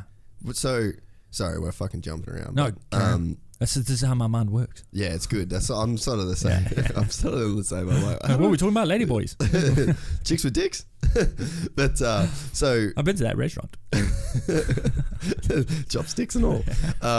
But yeah, so was he coming back and doing stand-up in South Africa, or did you tour America with him, or where did you tour? Just South Africa. So this is the thing about, and it's such a fucking weird thing, and unpacking it really is weird. It's really weird because I've always just been going forward, and then it's important to unpack it to go like, okay, so what the fuck's the plan? And what worked and why? Yeah, exactly. So what happened was I was at some sandwich place doing a gig. I was hosting, and it was in Durban where basically me and my 3 friends started the comedy scene by going to pubs with a speaker and an amp and a microphone and going, please can we, restaurants and bars, can I try and make you giggle? Please can we perform? And they were like, fucking no. And then we'd go to the next place and next place until we got someplace. And then we started doing that. Hard going, dude. I mean, like, we didn't earn anything. Dude, the rejection too. We didn't know what it was either. You know, like Billy Connolly, I'd only ever seen comedy. I'd never seen like, hey, please can you pay attention? Don't throw that knife at me. Yeah, you'd only seen it in its most polished form. Exactly. I'd never seen it like that. I'd never seen it in clubs. I'd never seen it at, in open mics. I'd never ever been to a comedy show, live performance. The first one I went to, I started comedy 2 weeks later. That was the transition. It was like that. And then when I say I started, I like fucking just dived head first and then did everything I could. But in terms of sets, in my first 2 years of comedy, I'm 10 years in now. 2009 is when I started. But in my first 2 years of comedy, I probably did what a Sydney open mic would do in a month. In my first 2 years. There was no such thing. So it was a very slow, frustratingly slow thing. So I had such a slow entry. I think my entire career is a bit stunted, I believe, in that like it's the amount of time I've been doing it for, and when it's gonna pop, if it pops, I don't know. And I don't even know what the fuck it means. And I don't even know what that means. Like, does it mean I have 2 jet skis? I don't know. Do you know what I mean? I still don't have a concept, which I think is a part of the problem in a way. I need to. It's very interesting that you say that, because there is a point, and it's like hard to say this without sounding like a fucking idiot. Yeah. But there is a point where whatever it is that you're doing sort of changes your daily interface with the world. Yes. And I've found that, and I think that it's like, it's really, really, really, really hard to explain, and it's like, I think it's easy to explain if you're a rapper. It's easy to explain if you're an arrogant cunt as well. That's it. About it. But we could call it arrogant, or we could call it heightened self-belief. Yeah. Which brings me to Trevor Noah. Okay. That guy knew. Yeah. From fucking day one. Yeah. He knew. He knew, and it was all.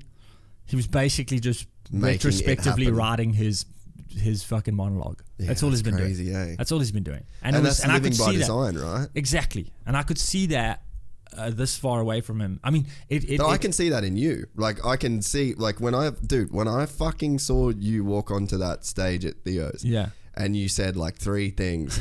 I was just like, this cunt has all of it. And then mental illness, baby. I literally got on Instagram, and I like, because you said I'm fucking Dusty Rich. I got on Instagram and I fucking added you right there. Yeah. And I mean, fuck everything can sound bad. Like, oh, who's just looking for a come up off this dude or whatever. But it's like, dude, I don't give a shit about any of that stuff, man. You have that shit, though. Yeah. But there is a point, and it's been like, for example, I was at the so like, this is at the point where like, if I go to an airport now, people are like, oh fuck, like, and then I'll like get photo. It's like not every single time. I'll tell you something so fucking weird. I have that in South Africa. You would, for sure. I have it in the fucking malls and the whatever, and it's such a great feeling. And then I remember moving here, not thinking I was attached to that or I placed any stock in it. But then I moved here and there was fuck all, and I was like, whoa, it's a bit weird. I worked my ass off. Yeah. To get to a place where I was a well-known performer, and then just fucking nothing. And so what I've also done in my wonderful career decisions is I moved from South Africa, which is a Comedy Central. I had a Comedy Central special under my belt. I had, performed with Trevor for 4 years. He would perform to 6,000 to 8,000 people, and I was in front of that kind of thing. You know what I mean? So a really, really good sort of thing. And then I was like, it'd be a good idea for this career for me to leave. So I left. Dude, I started again. Yeah, to the point crazy. Of, I got in touch with a sit-down comedy club in Brisbane, and I was like, hey man, like, and again, I felt a little bit like weird about it, but I was like, here's my CV. Here's my special. Comedy Central special, please. They fucking didn't even contact me. And I was like, okay, shit, it's just a lot harder than I thought it was. Yeah. Phoned this dude down in this dude I heard of in the Gold Coast, Josh Armstrong, for Based Comedy. Yeah. Yeah. And I was like, hey man, like I'm not a newbie or anything like that. I'm pretty experienced, but I'd love, I've just moved here. I'm trying to build back up type of thing. And got any spots? He's like, man, you'll have to come do an open mic.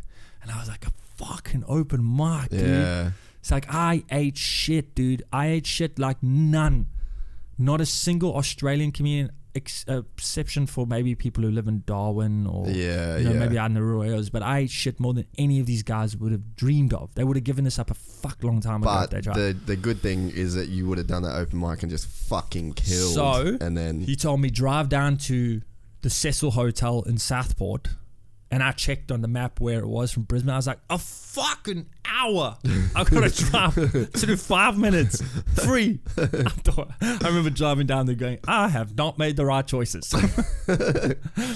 Get to the gig. And I've always done this when I've had an important gig in my life. I was like, you fucking set fire, cunt. Yeah. You better come out of this thing with 3rd degree burns, else you haven't done shit. I want you to sweat. I want you to be bleeding somewhere. I want you to taste blood. All right, go. And it was one of those. It was one of those powerful fives. And then after, he came up to me right away and said, okay, then next week you headline. Yeah, you're good. Next week you headline, you'll be paid. So it like happened. That's the beauty of talent. Exactly, right? And it's also the beauty and of the hard work that you put in. All that eating shit. Yeah. Like, do you know what I mean? So in this country right now, I'm just new, dude. I'm just new. I'm just like, and it's weird, and it's a weird system because I've got 10 years, but I might as well be. Well, like when the Theo like that was the most people he's ever played in front of at Brisbane, and you were just like, it's fucking nothing. And I've been in that room, with Trevor. So it's a mad thing that like I wasn't. I mean, it's still it's a big thing. You know what I mean? Yeah. Like, I gotta make 3,000 plus people who don't know me laugh right now, and With 5 minutes, I don't know what that was. I think it was 10. 10 minutes. That's not a lot of time to like develop your character so that people are okay with the things you'll say because they're like, oh, we know that's the type of fucking person he is. Yeah. So it was a mad experience. But to see Theo and the other Ari, like vibrating because they were excitement, anticipation, nervousness. That was incredible. I was like, what the fuck? Yeah, that would have been a trip, eh? It was a mad trip. I didn't get to hang with Theo even a little bit. It was the end of the tour. He had a signing of like and then they flew out the very next day. He had like 100 150 people lined up for like signing shit and that kind of thing. And so also I've never been one to outstay my welcome. You know, I think that it's such a weird thing though, because you kind of need a little bit of that, and then you kind of and you know what I mean? That's another thing I've struggled with in my career is because again, Trevor Noah, he would be banging doors down, right? And not really. This is the thing, and that's why I think I had a bit of a tainted thing. He doesn't give a shit. He doesn't give a shit who you are or what you are. He is so full of self-belief and arrogance or whatever you want to call it that he never think.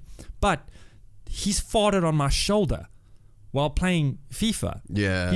He's farted on my shoulder. Switch into that beast. And now he's fourth highest paid comedian in the world. Really? The fourth highest paid comedian in the world. He's been doing comedy under 20 years. And he's the fourth most highest paid comedian in the world. Crazy, yeah. I think that speaks although in saying a lot that, to the time and his material. He's perfect. And we've spoken about this at length in the South African comedy community about just how perfect he is. Yeah. And that's not, it's not saying like you got lucky. Like it's obviously not lucky. the work's there. Dude, and also there this is a caveat too, because also I do not prescribe to Trevor's humor. I'm not a political satire, those kinds of things, accents, all of those things are literally, and this is why we work so well together, because he was the main meal and I was this fucking crazy starter that nobody. Should we try this? I've never tried this. You know what I mean? It's fish eye soup. I never thought I'd eat this. Yeah, and then and then Cordon Bleu would come on stage. Yeah, and then you know what I mean? Trusty so it was a really great orange. Exactly. So it was a beautiful meal that people could experience. So it worked really well. But I've never seen anyone work as hard, dude. Let me tell you about Trevor Noah's sound checking. Now, sound checking for a comedian pisses me off because I'm like, guys, it's my voice. They want you to come for an hour to do sound checking. I switch on a mic and say 1 2 1 2. Sounds good. Bye. Trevor does a sound check. The longest I ever sat there and then thought, fuck this, I'm out. I think it was about an hour and a half. He just goes around every single speaker, every single position on stage, even though he stands in the fucking middle. Dude, it used to piss me off. And I'd be, dude, that's that rockstar shit, homie. Dude, and he'd go, baby potato. I wonder if he still does it. Ooh. I haven't spoken to him in a while, but he goes, baby potatoes. Baby potatoes. That's how he checks the levels. Baby potatoes. Baby potatoes. You hear that for a fucking hour and a half? Okay, switch this one off, switch that one on. Baby potatoes. Baby potatoes. Baby for the next 15 minutes. Just put a little bit of the mids up. Baby potatoes. Baby potatoes. Fucking hour and a half, and then I'm like, fuck, we can go. And then he's like, okay, let's check the lights. Dude, and that's a good example. Yeah, let me give you another example, bro. We're in a hotel room, I don't know where it was or whatever the case is. He's showering or whatever. We always just travel with PlayStations, play FIFA and whatever. And he came out of the bathroom and he was like, dude, is this funnier? And he stepped to his right and he said, Jacob Zuma. I knew the gag he was talking about, but he was just saying, Jacob Zuma. Or is this funnier? Jacob Zuma. So he stepped to his right and said Jacob Zuma, or stepped to his left and said Jacob Zuma. And he wanted to know which one was funnier. That's the kind of dude he is. That's a level. I'll never. People often be stupid. They're like, oh, when's your turn for the Daily Show? When are you? Because you were his support act, so obviously you're next. And I'm like, guys, I'll be fired within 1 hour. Yeah. I'm not that type. And you don't even want that shit either. And I can't. It's not within me. It's I mean, I can write a show. I can make something funny. I can I could go, oh, Donald Trump said this thing. What a cunt. You know, it's not. I don't. It's not rocket science. They follow a formula. Exactly. And also, I was thinking about the other day. Imagine how those guys must race each other. Trevor, all of them. 100%. Day starts. They go, okay, fuck, we need the gag first. And then I often wonder if they email each other and go, sorry, we've got these ones. Yeah, we got these ones. You do those. We're doing the tiny hands thing. Yeah. It's incredible to me. And I know he's got a staff on him. I think he's like, I don't even know. I think it's like a 40 like people he has rider stuff. room. Yeah. It's like, it's intense. It's an intense operation. But he's always blown my mind is that he's also doing touring. Yeah. He's also he's on the Daily Show. He tours. And then he goes and does all of these on days that he does the Daily Show. The show. Well, so doesn't he get a break? Daily. Oh, there's two dudes, I talk about them all the time. They do their podcast is called The Daily Talk Show. Yeah. And have you seen them or you heard I've of heard them? of it. I've come across it. Yeah. I know the name. They the hustle, bro. The hustle that those two dudes have. And it's very different. Like they've got their own sort of formula. It's not like this pod, they're not getting a guest every day. But and that's what I've always said about every artist I've ever encountered, including yourself, right? It's a situation of everyone has genius in a specific part of their lives and types of thing. I do not prescribe to Trevor's jokes. I'd sit there. I don't know how many fucking hours I've seen of Trevor Noah. I've probably seen more of Trevor Noah than I've seen of my own mother because I left home early. Right? I've seen so much, and obviously. Again, another thing in his favor is I remember I helped him write 1 or 2 gags on one or two of his specials, and he gave me an IMDb credit for writer on it. And I mean, we'd write gags, and the process of writing gags is we fucking drinking after dinner. Yeah, and we're like, whatever you say, this, you fucking asshole. Yeah. Also, Trevor is not. He's very different funny wise. In a personal one-on-one level, versus thing. But I think that's because he knows what his brand is. Yeah, and he is fucking filthy. Yeah. He's filthier than me. I'm just more honest about it. You're just a puppy in the game compared to the filth. Yeah, and it's an incredible. He's an incredible person to have worked with, incredible person to have learned from. And this is another weird thing. I've tried to stay in contact with him. I don't know if you've known anyone that's gone off to do a thing, but I don't know if it's me. I don't know if it's them. I don't know what the situation is of like, how do you what? Hey Trev, hey Trev, how are things? I don't know how to approach it. However, just back to our beginning, how this all started. I moved to Australia because I wanted LA to be in my circuit. I want to live in Australia, and I want it to always be the home, and also Brisbane /Gold Coast. But I want LA to be in the circuit, and I simply looked on a map. Yeah. And I don't want to live in America because I don't want to. It's a weird place to live. It's the same reason I don't want to live in Sydney. It's like I don't want to get into traffic. I don't want to get in a line that people have been in for fucking decades. I want to be in a place that I could be, you know, a pioneer or adding to the starting of the storm. Well, that's sort of what we were saying about this whole podcast thing. Like, I really want to be like in a position where I can like help build an industry. That's it. That and again, rather than flood. Exactly. And it is going to be like that. But I come like living in the American thing of like, when I started listening to Rogan shit like 7 years ago. Like when it was shit. It was shit. It was just it was comic. A webcam, And this was even pre MMA, wasn't it? Back then? No. It would have been early. Well, he's been doing the. He's been doing it since like he's had fucking years. hair. Yeah, big time. But it's funny though, like that sort of when you switch, so like the airport things and you get that sort of stuff happen, which is like that's totally cool. But I think what is like when it gets a bit different is like when you stand somewhere and you're in a line and you know somebody knows you, but then they won't say anything. Yeah, you get that air of like and then you like it changes after Theo it's I can feel it's different. Yeah, that's especially after Theo I can feel like a lot of people have come up to me and said, "Oh, see, Theo is fucking great." That definitely changed, and that's just on a fucking mathematical exactly situation. It's like there's people 3,000. Okay, there'll be more opportunity, more chances. But I think that's when like you start to feel your day. You feel like you start to feel like it's just I can see why certain people, because I've been around a lot of people like you said like you try and keep in touch with people. So it's like for me it's like races, like dudes that I would film. So I'd film these like we'd live together for like weeks filming, and then we were super tight, play golf every day, fucking introduced him to his now wife, like that sort of, and then like they don't really text you back, and you're like that's kind of fucked. Fine, I'll start texting your wife. Still got her number.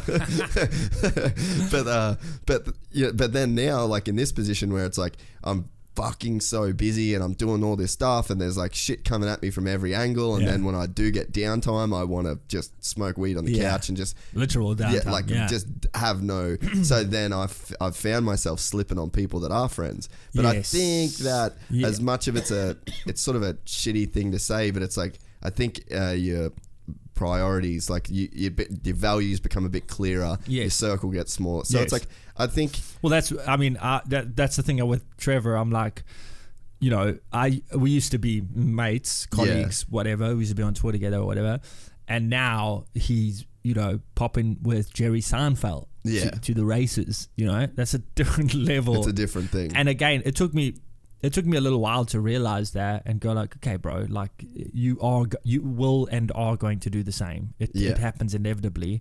The creatives all create together, and people that aren't necessarily in those spheres. And it's where your headspace is. Yeah. Like my headspace now occupies a different thing than before this happened. Yes. And like even when I started this podcast, like I was very apprehensive of even doing it, and I was like, "Oh, it's okay. It'll just be small. It'll be just fun with friends." And then all of a sudden, it's like at fucking 250,000 people. People are like, "Hey, where's the fucking episode?" Like everything changes, and then you just end up being in a different headspace. Yeah, so I mean, life has carved you out rather than when you were trying to carve life out. Then it's decided, okay, cool, I see what you're doing. Now this is what you need to become. And it's all like action reaction. Exactly. Yeah. Exactly. And that's and I suppose also, like what you put out there and stuff like that, and the person you put out there also affects it. Like I always, man, fuck, I don't give a fuck. And I used to watch Trevor and I was like, man, I don't give a shit how big it gets. I need to fucking be what's up. I don't know how fucking red my hand gets. Just go do it. What's up. But I think the situation is in terms of how I'm headed.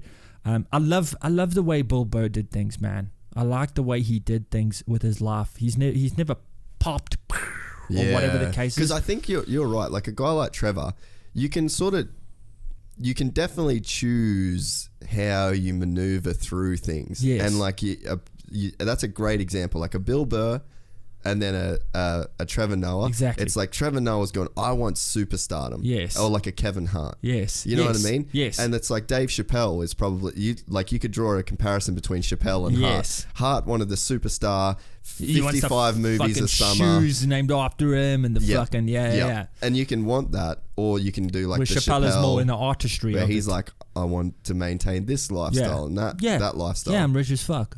And yeah. do you know that guy when he disappeared?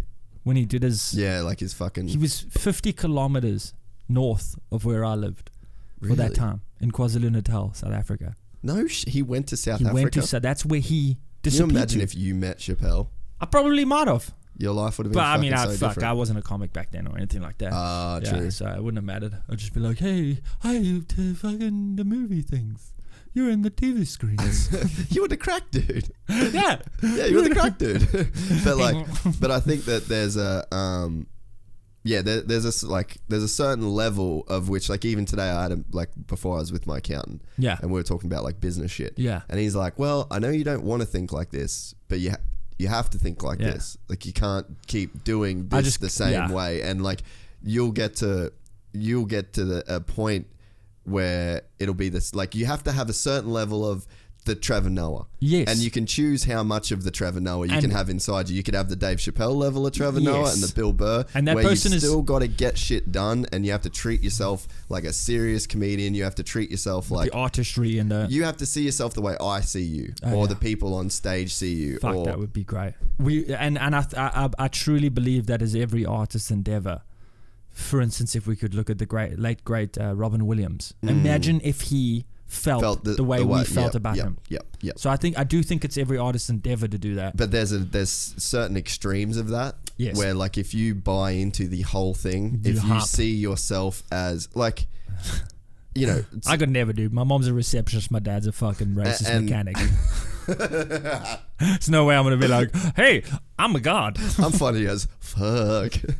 But like there is a balance between that, and I think that's like the waters you navigate. And I think that if you don't believe in that thing enough, and you don't see yourself as like, dude, when we come and watch your set where I first met you, that was fucking genius, bro. What's the name?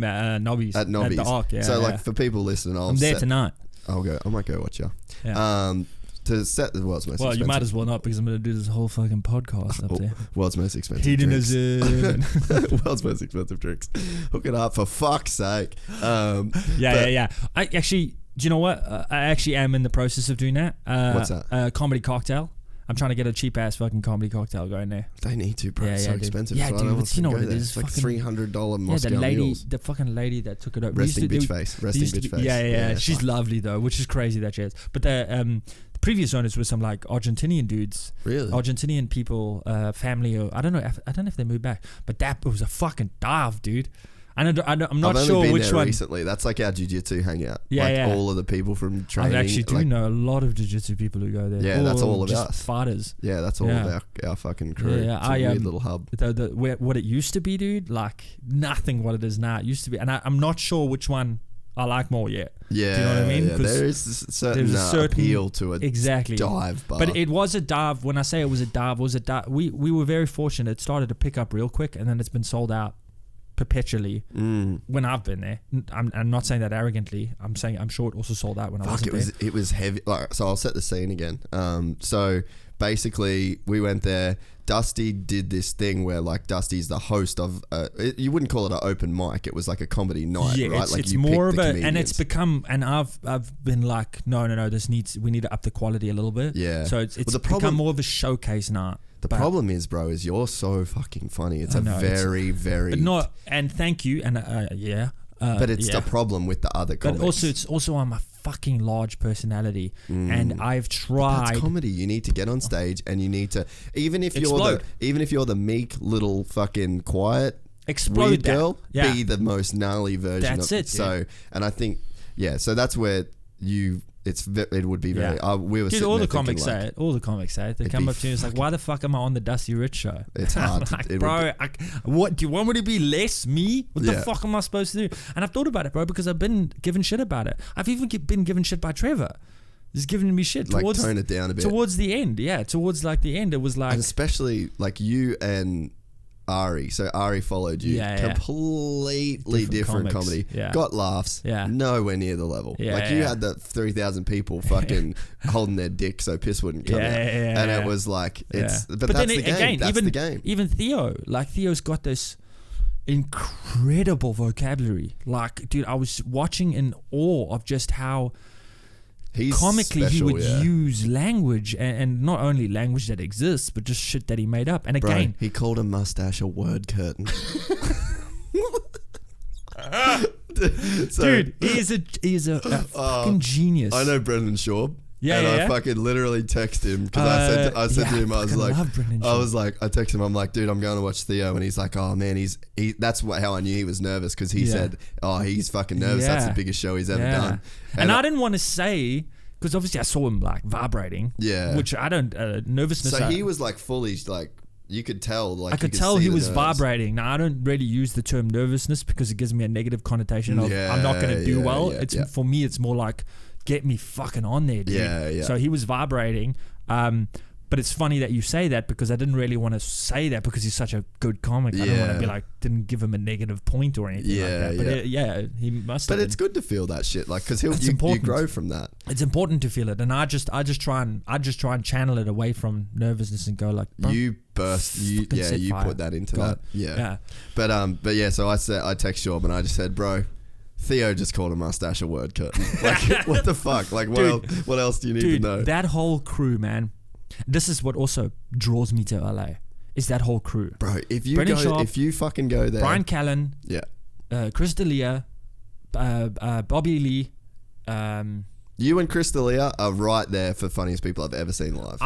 And this is a weird thing for me. This is a very weird thing, because I think he's like 30, late 30s. Yep. And I'm early 30s. And I look at him. Now this might get me shot, but I look at him up there with the greatest comedians I've ever seen. He is fucking brilliant, dude. And at the same, and this is why I'm saying is because he's also supposed to be, in the global scheme of things, a colleague. Yeah. But I am. There's a reverence there. There's such a huge reverence, and I will go to LA and I will perform and I will fucking crush and I will meet him, and I'm just always thinking, don't fucking fangirl. Don't fucking, because I am a huge fan. There's a way that you can do it to be genuine though. Well, like, you'd know because of people talking. And to also, you. I've been able to always do that because also I'm not a fangirl, because I'm not a fan. I know what he's doing. I feel what he's doing. I know. So it's an admiration more than a fan kind of thing.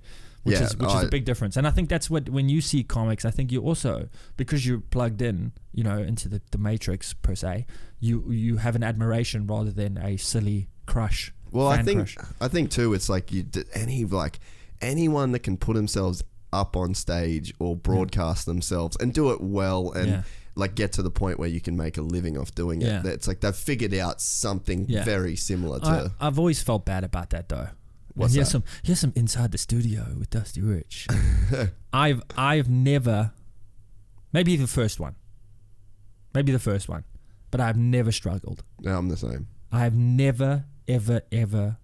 I've just been like, that is more me than regular me. Yeah, that's like your license to be yourself. Exactly. Yeah, exactly. So I have never feared it.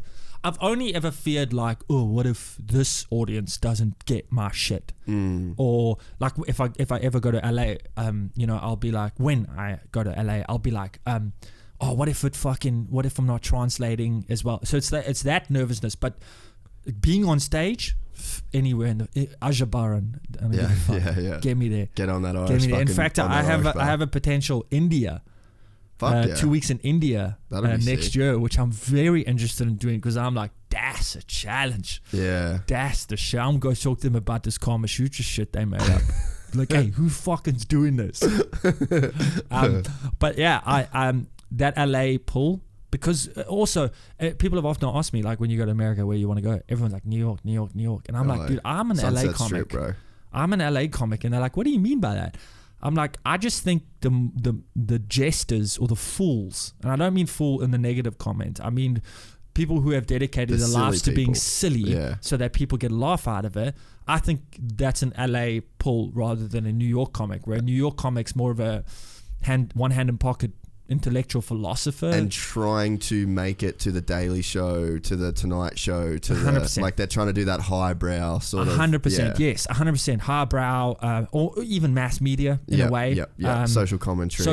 Exactly. Whereas I'm not a New York comic. I'm an LA comic, and almost like, and it's terrible, the Americanization of everything. But I kind of put comics in those things when I see them. Yeah. I go, oh, that's a New York comic. That's an LA comic. Yeah. Because of the thing. And dude, fucking Brian Callen and Chris D'Elia. And Brian Callen is the nicest guy too. He is looks such a nice dude. He looks like, if he coughed, I would say, would you like my kidney?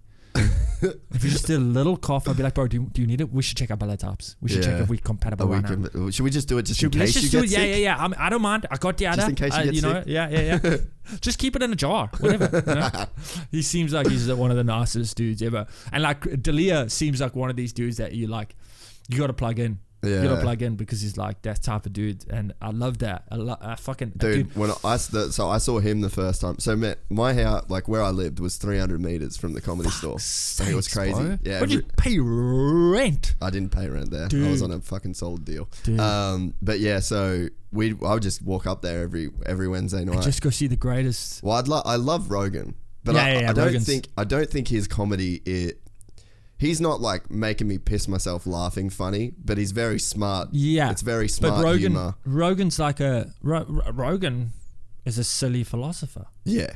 He's the world's smartest idiot in 100%. a way. You know what I mean? 100%. And like that is and like I think that would be a huge compliment to him. Yeah, it's it's like if you're the world's smartest idiot, you're still smarter than 90% of the world. Exactly.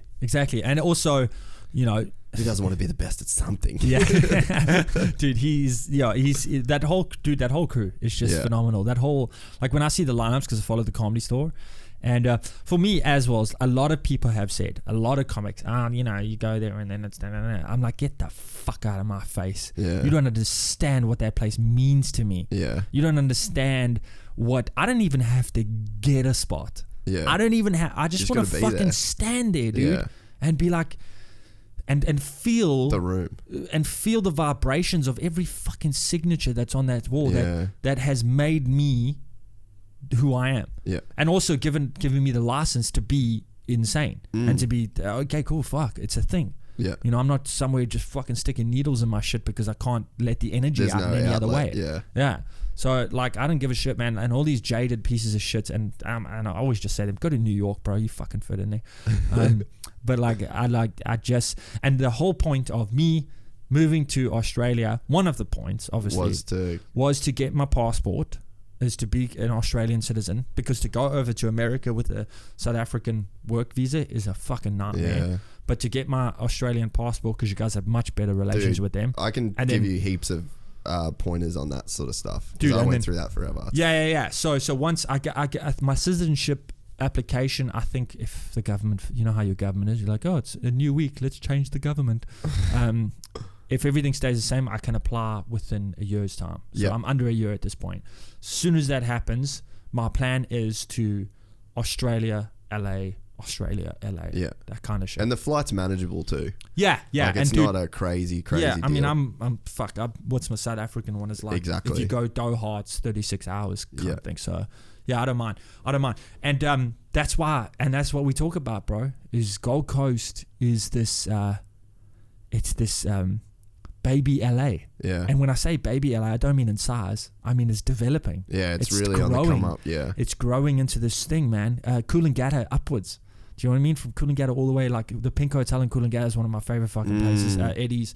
Eddie's downstairs. Is one of my favorite Eddie's places. Grub House, right? That's Eddie's Grub House. Yeah. That's my semi-regular Thursday. Yeah, okay. Monthly. And that is free. Dude, you need to come to one of those. That is free form. That is really? like, that's like fucking slam poetry or comedy. Really? And dude, I literally just, there's been too many occasions there where I've done 2 hours.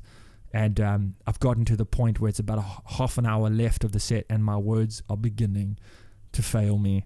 because of just how much I've drunk and how much Really? we've had fun and the characters we've developed. Fuck, because I still haven't told the fucking story. Oh, Which is beautiful, sorry. by the way. Yeah, yeah. This is my favorite way of doing this. But yeah, so like you were the host. You'd bring these comics on. Yeah. But what you did was like I'd never seen anything like it. You started developing this story of the room that was there on the night, and I was just in awe of like I'd seen you do a set. And then this was a new thing. I just thought I was going to see you do another set. Yeah. And I was like, which I also like doing because I'd see Rogan do the same set like 20 times. And see how it grows. And I just like to see the details. I'm also a and fan. I like Obviously, to see, I can see that more. Yeah. Yeah, I like to see the development, The where he's nuances going with that it. pop in. And then I have ideas. And I'm like, I wonder if he would go that way. Yes. And then, you know, you can just see it develop. So I was like, and then I think that's what makes people like hardcore fans. Exactly. It's like when you see the work. And Brendan Schaub's the same. Like I would see him a lot and I would see his work develop. And not to mention, you would see how the stuff became work. Exactly. The stuff you would talk about and how it would become. Yeah. So then, which you'll be able to see in this context as well. I haven't written in a while, and this has been very good. But I think that's why like Callan Schaub became such a great comic. Is like any laughs that make us laugh right in here and now, the little gap. But that's how it works. Dude, I am a firm believer in that's exactly what comedy is. Should be. That's exactly what it is. It's just number one, it's honesty, and it's the things you develop with the people you're most honest with. Yeah, which is often around like your insecurities, like the stuff that you won't sort of tell. Big time. But so you were in this room and you'd start like, fuck, bro. When the chick, I don't know if you remember it, but when the chick said she sold crystals. Oh, yeah, I remember that set. I was just dude. like, fucking perfect. Jackpot. This is a plant. Someone's paid his vision here. Yeah, dude. That was really fun because her whole group was also not crystal sellers. No, one of them was like a nurse. A lawyer, I think, maybe one of them. And it was like, who the fuck is the third wheel over here? Yeah, dude, that was fun. So Dusty would bring these comics on.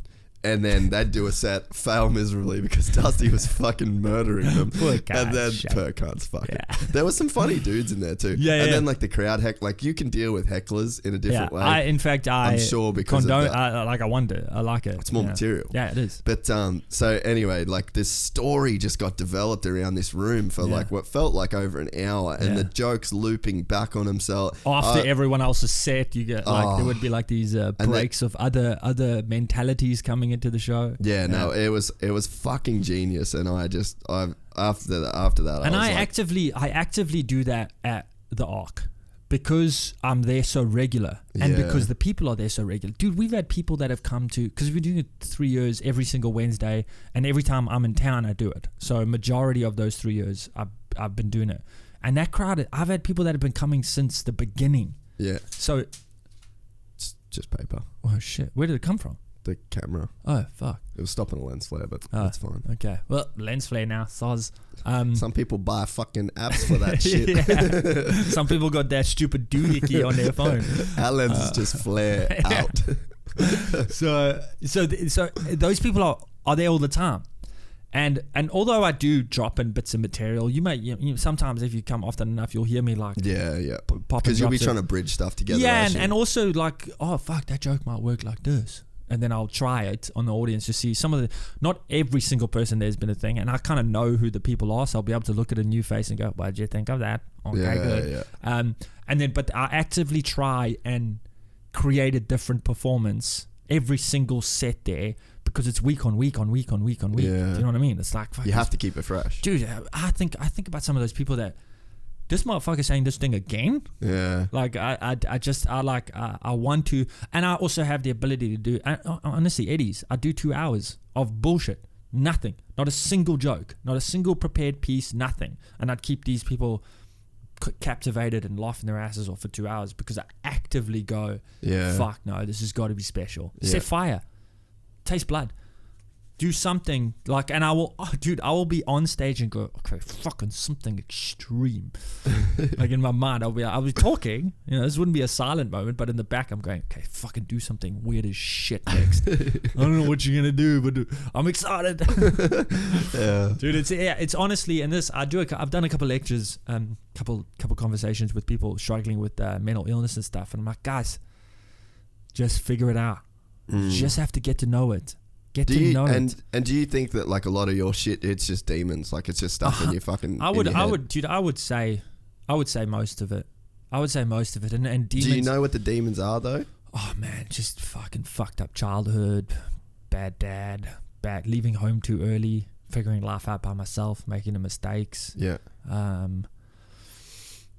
Definitely chemical imbalance on a scientific level. Yeah. That's for sure. There's some sort of chemical, whatever, and it could turn out to be a blessing rather than an illness. Yeah. So definitely all of those things. But I'm okay with I'm not okay with it. I'm grateful. And accepting. I'm grateful of it. Yeah. I'm like, and even though there are bad versions and times of it, I'm like, yeah, fuck, okay, that's the price I got to pay. Yeah. Yeah, and I think that's like, I mean, I have my shit. Like I sit and talk to people on fucking camera. Like there's a certain level of weirdness to that, and like, it's funny. Like my whole life, the thing that I've been most insecure about is how much I would talk to people. Yeah. To where people, I have that. Yeah, I'm like, that's what I did. Yeah, I'm like, so good because I'm like, he's like me. but that would be my insecurity. Like I felt like I had talking too much. I had to, for sure. And that, so when you said, what you need to get is my wife. She'll let you know. Bro, they should hang. Yeah. They got stories. Come up for dinner. You spoke the entire time. I'm like, I do that for a living. My job. Ricky, we were at lunch the other day and I'm just telling stories and she's like, stop showing off. yeah, dude. I get in front of everybody at lunch. Yeah, I get it so much. But we should get them together. Fucking. And then they would just be silent at a table somewhere. No, but they would be on such a level that they would be commuting telepathically because they've got this shared experience. You always talk too much as well. They're doing it to get. Waiter comes by and then just immediately leaves. Someone's like, they didn't even order anything. Yes, we did. But that would be like. That would be like my fucking main insecurity. Yes. And like when I was saying before, when you were talking about smoking, like when I said you should do mushrooms, like when I did mushrooms the other day, I had like the most profound experience of, I just couldn't talk. Like I literally couldn't talk. And so were you with anyone? Oh bro, it was so weird. So I was with my friends. We go, we'll take these mushrooms. We're in Noosa. And we're like, we'll go down. As you do. Beautiful place to do beautiful place to do anything. So my friend owns the Village Bicycle. Oh yeah, Have you been to that place? Yeah, fucking amazing. Yeah. Dude, amazing. If you ever want to do comedy there, we should fucking sort that out. Let's do that shit. Dude, let's do this. It's the same travel. It's the same distance. Fucking oath. Let's do it. We'll do that. We'll do that. So anyway. Keep your eyes peeled, ladies and gentlemen. And ears. So I'm like, all right, so we'll take the mushrooms, we'll walk down to the Village Bicycle, because it's not a bad walk from where my friend lives. Yeah. And then we'll stay there for like 15, 20, half an hour till it kicks in, and then we'll walk to the beach. Yeah. Foolproof plan. Yeah. This can't go wrong. What could go wrong? This cannot go wrong. So then we get there. My friend, whose house we were staying at, was dating this new chick. Yeah. Just as like my friend's face warped into Wallace and Gromit. So he's like, it's fucking funny. Play-Doh shit. Oh, full Play-Doh shit. And I said something super sick, like, because we were talking about, I think it was about like, with the podcast getting bigger, like, is your girlfriend now, like, what does she think? So it was like this, we were having like a serious chat. Yeah. And then it was like the same fucking time. His face turned to Play-Doh. I said some super deep shit. He pissed himself laughing at it and felt like insanely guilty. So he had like a breakdown. Yeah. And then my other mate just started laughing at all of it. Right as this is going on, my buddy, whose house we're staying at, turns up with his new girlfriend. Oh shit. And then the first thing, they're straight up. The first thing I said is like, we're all on mushrooms.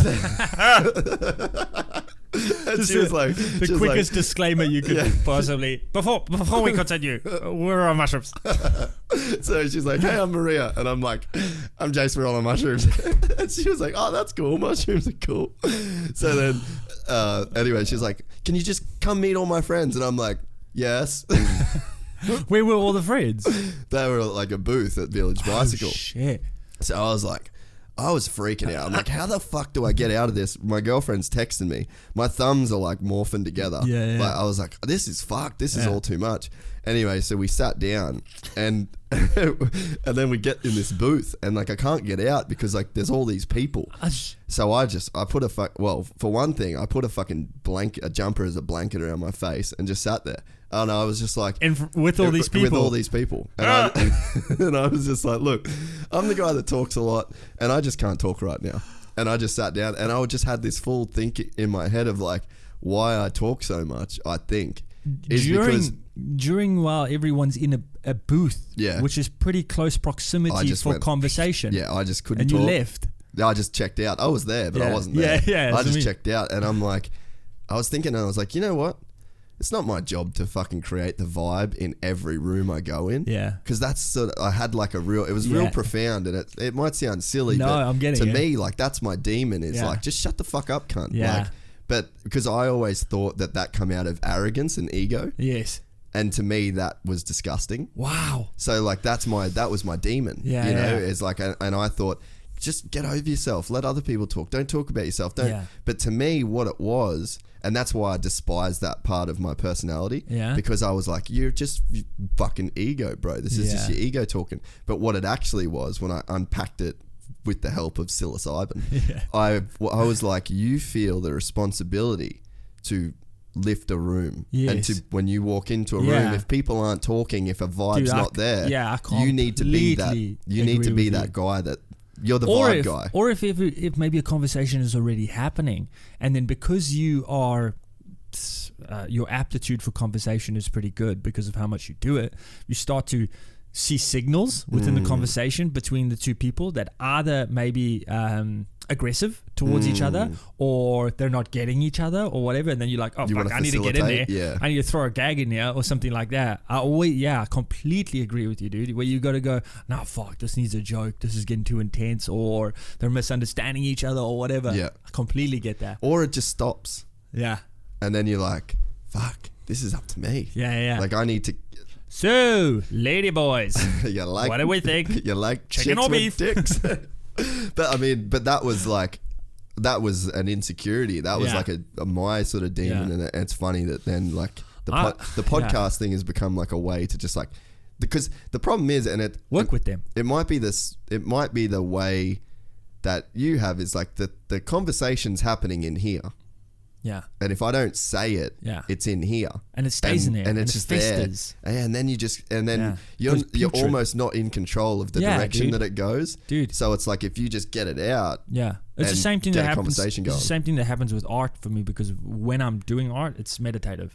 So I'm not actually thinking. And if I am thinking, it's so benign. Yeah. It's basically thoughtless. So yeah, it's 100% having these avenues in order to outlets, and also to work with the beast. Yeah, like as you say, it's like, okay, I believe I converse too much. What should I do? Talk a lot. Start a fucking podcast. Yeah, you're working with the beast, which is what I try and do, because I don't want to kill myself. I don't want to kill myself. Okay, so if you're watching this in the future and I did it, I'm sorry. But I don't. I fucked up. Whoops! Did I do that? Shit. I don't want to, and the people I admire have. Yeah. Because I don't think they work with the demons. I think they always try to kill them. They always try to get rid of them, and then when they weren't gone, talk them out with therapy, whatever and the case is. Exactly. You try and drown them. But they're still there. They're still there. They're still there. And every time you think you've gotten rid of them and they come back, that's another blow. That's another blow. That's another blow. So I've always like, gone, how many L's can you take? Exactly. So I've gone like, oh no, fuck. Okay, I get it. We got to be friends. You're not a very nice friend, but we got to be friends. Yeah. Do you know what I mean? And I think that's the way I try to do things. And when I say try, I don't know how many people have ever fucking got it right before, but I try. And okay, it's called depression. Okay, it's called anxiety disorder. Okay, it's called chemical imbalance. Okay, it's whatever the fuck you want to call it. You know, what I know what they are and how difficult they are to deal with at times. So like, I battle with the medication side of things. Yeah, you don't have any medication or anything like that. I have tried, and nothing's really been beneficial to the point of where I can say, oh, this feels better. Yeah, there's nothing. I felt it dim. I felt it go quiet. I felt it switch off, which I'm not comfortable with either. Yeah, I'm not comfortable. It's funny. That's a part of you. Exactly, and that's what I mean about working with the beast. Yeah. It's just like, okay, it's up that you are that. You're not. It's not a separate thing. And I think that's the people, like, in terms of, you want to talk about the, like, you being successful as a comic on, like, the scale that you can be. Yeah. I think it's when people reconcile with that version of themselves, and, like, not suppress that. But, like, with me, like, this, I fucking talk a lot. Here's a fucking podcast. I'm gonna reconcile with it. And, like, a lot of the times, if you have the it's courage, so beautiful. You didn't know that. What's that? It's such a beautiful thing of it. Like, fuck, man, I talk too much. What should I do? Yeah. It's crazy that I was forced that. Well, the thing is that I always just thought, oh, it's just your ego. You just need to be more humble. But then I always felt, I was like, fuck, like, even with this podcast, the last thing I want anyone to ever think of me is that I want to be famous, or I think I'm better than, or I don't want that. Dude, fame is, it's too much of an external concept for anyone to actually vie for it that deserves it. If you want it because of its allure and you get it, I think that you're not going to be a good person. You can't be. But if you're famed for your pursuit of the purity of your art form, and you're famed because people recognize the pursuit, then I think you're a good person. Keanu Reeves, do you know what I mean? Yeah, like people like that. Even though Keanu Reeves might be a piece of shit behind it. Nah, apparently he's really nice. Nah, he seems like, again, him and Brian Callen. Give him a. What, do you want a kidney as well? I only got one left. Seem like a nice I'll guy. do it for you, Keanu. You're the one. If you die, we're all fucked. I'm gonna take the blue pill. Have this kidney. Yeah, dude. Like, and that's the way I look at it. But I completely agree with you about. Well, when I say I completely agree with you, I've had a revelation with you about the getting to that point where you realize that you're viewing the world differently one day. I like that, and it's something that I've been struggling with as a concept, and getting to that point, because it's a third party representation. Because I believe the Do you world, have a manager? Yes, but it's he's a great dude, but we're both small. We're both new, in a way, not small, but I mean new. So it's a difficult situation because we don't necessarily know what we're navigating. Yeah. Do you know what I mean? We're like, we're fucking two pretty good pirates. Yeah. But we don't know how to work the boat. Yeah. We're like, can we do this pirate shit on land only? Nah, it's in the ocean. Okay, we'll need a boat. Do you know where to get a boat? Yeah. No. Where do you? Yeah. Why is it not moving? Oh, we ain't got any sails. Fuck. So it's that I like that concept about, because I believe in the world is representation and talent. I believe that the world is those two things, which are, I got something similar. It's like, I believe that there's the view. Yes. Like, there's people that look down at the view. Yes. And there's people that don't know that they're the view. Oh shit! You know what I mean? Yeah. So like, but divulge a little bit. Get into it. So it's like, this was the example. So like, I've got a friend or a family that in Vegas they can pretty much do whatever they want. So we'd go to Vegas and then it'd be like, strip out, open slather of like do That's whatever. the best place to do that. So yeah. So then but that was my only experience in Vegas because I just go with them. So then when I went as a normal person, I was like, I'm the fucking view. But the other people around on the street, they don't know they're the view. Like, they're just doing the Vegas thing. Like, that's their best version of Vegas. Yes. But they don't know that they're actually, like, because I'd done New Year's on the street as like the view.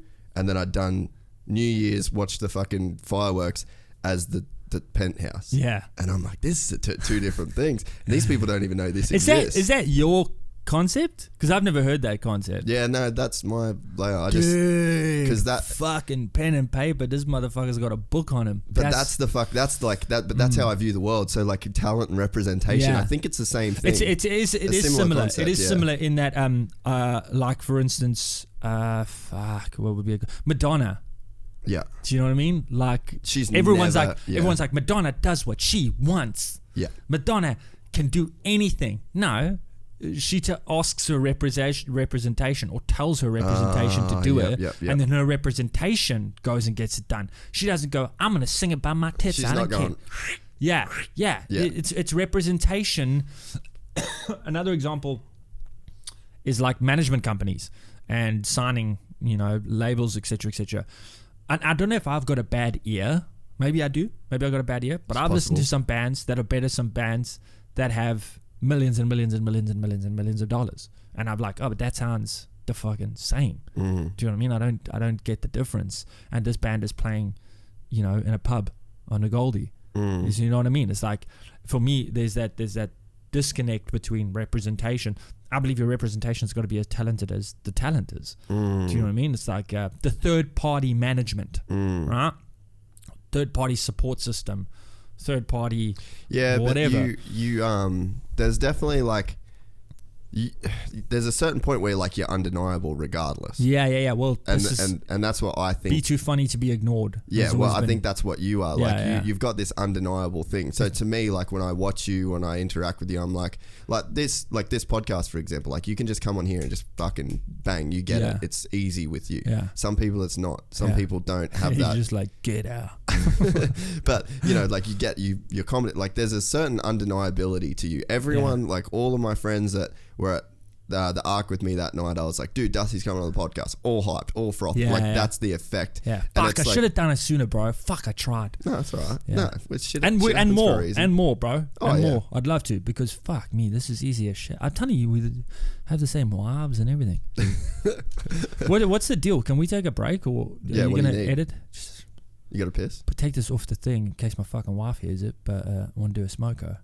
Oh, you want to have a smoke and a piss? Yeah. Yeah, that's what fine. happened? Do you edit, or what the fuck? No, we can just pause it and then get back after. Yeah. Okay. You need a piss? Yeah. Done. Part 2 will be coming in 5 pause. seconds. Part of a beautiful thing. How do you feel about that piss break? That was an incredible piss break. I also did a little bit of a masturbation. Did you? I'm a quick masturbator. Yeah, just more than 3 shakes and you're playing. I've just enjoyed this so much. I was really stiff, so it didn't. Lovely. I didn't. That's the real reason. I didn't need to. Thank goodness that camera angle's not down here. And then you got to see the compound. You got to see the whole compound, the vision. And I don't know, because this is probably audio only. The visuals there, obviously, but you can't see outside, and it is fucking rock and roll. There are motorcycles being off-road motorcycles being cleaned, which I thought was a post situation, but they're prepping to ride. Yeah, and they're cleaning before the process, which is just, that's how you know how serious it is out there. Is they're cleaning their bikes before they get them dirty, which is incredible. There's seems like a fucked up. There was concept. apparently a pretty famous motocross rider I just met. Yeah, Todd Waters. I just met him now. So which I'm never washing this hand and this butt again. Yeah, well, so many of my body parts are going to be dirty. So you go to I'm not after being on this podcast. I'm not washing my mouth either, or my ears. It's been it's been fucking. Yeah, dude, I've never. This you should call this the Time Machine podcast. Everyone says it. I cannot believe how fast time just went. It goes so fucking so quickly. Literally. The last, it was funny, like that Seth Enslow one I just posted, like I just figure everyone sort of knows at this point that we do it for like a long time, because like you get to it's probably like you at Eddie's Grub House, you get to a point you're so locked in with the headphones and the sound and like there's nothing else in the room. It's just the room stays the fucking same. Yes. There's no movement, and then you just get into this weird rhythm, and then it's like time just gone. Not to mention the room right now, obviously in its fledgling state is quite bland, but the conversations we've had, my imagination has been traveling like you cannot believe. It's a fucking I have cool visions thing. of an old Irish man in Phuket, and just absolutely beautiful knowledge. The comedy store, man, it's been like, it's phenomenal. And as I said, outside of this podcast, we'll make this a regular thing, and I'll come down and we'll talk shit. It's I love the whole like I would love to help you get your podcast started. Like, you're hearing this here first. The Dusty Rich Show. The Dusty Rich. Maybe that's just what we'll call it. The name's good enough.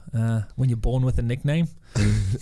Your bit about that, like I watched your when you opened for Trevor Noah. Yeah. And you did that bit, like, and that's still old me, dude. That's like, but you can still see. What were those shoes you're wearing? The pirate shoes. You really do want to be a pirate. Pirate shoes. Do you remember those pirate shoes in that bit? What color were they? Black leather pirate shoes. Oh yeah, I used to roll with like a boot top thing, and then and it hurt my feet, and then I was like, what am I doing? And you said wear like super colorful shirts. Well, no, I used to wear floral t-shirts. I'd like go out and find floral t-shirts because I thought that was hilarious that I was just this guy who had a flowery language and then I would wear these floral shirts. And then I was like, man, what are you doing? And then since like for the longest time, I just don't like thinking about that stuff. Like I'm like, man, why do I gotta fucking think about what I gotta wear? So I only wear black.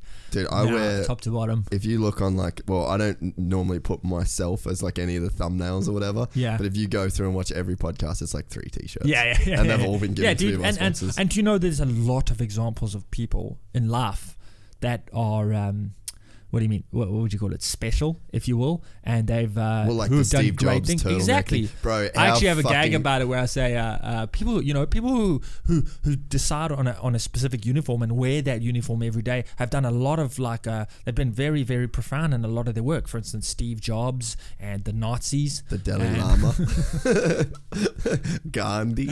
Yeah, Dalai Lama. Like, what should we wear today? Orange. Bitch, you faded this orange. You checked my. You bleached my. Did you put this in with the oranges and not the what?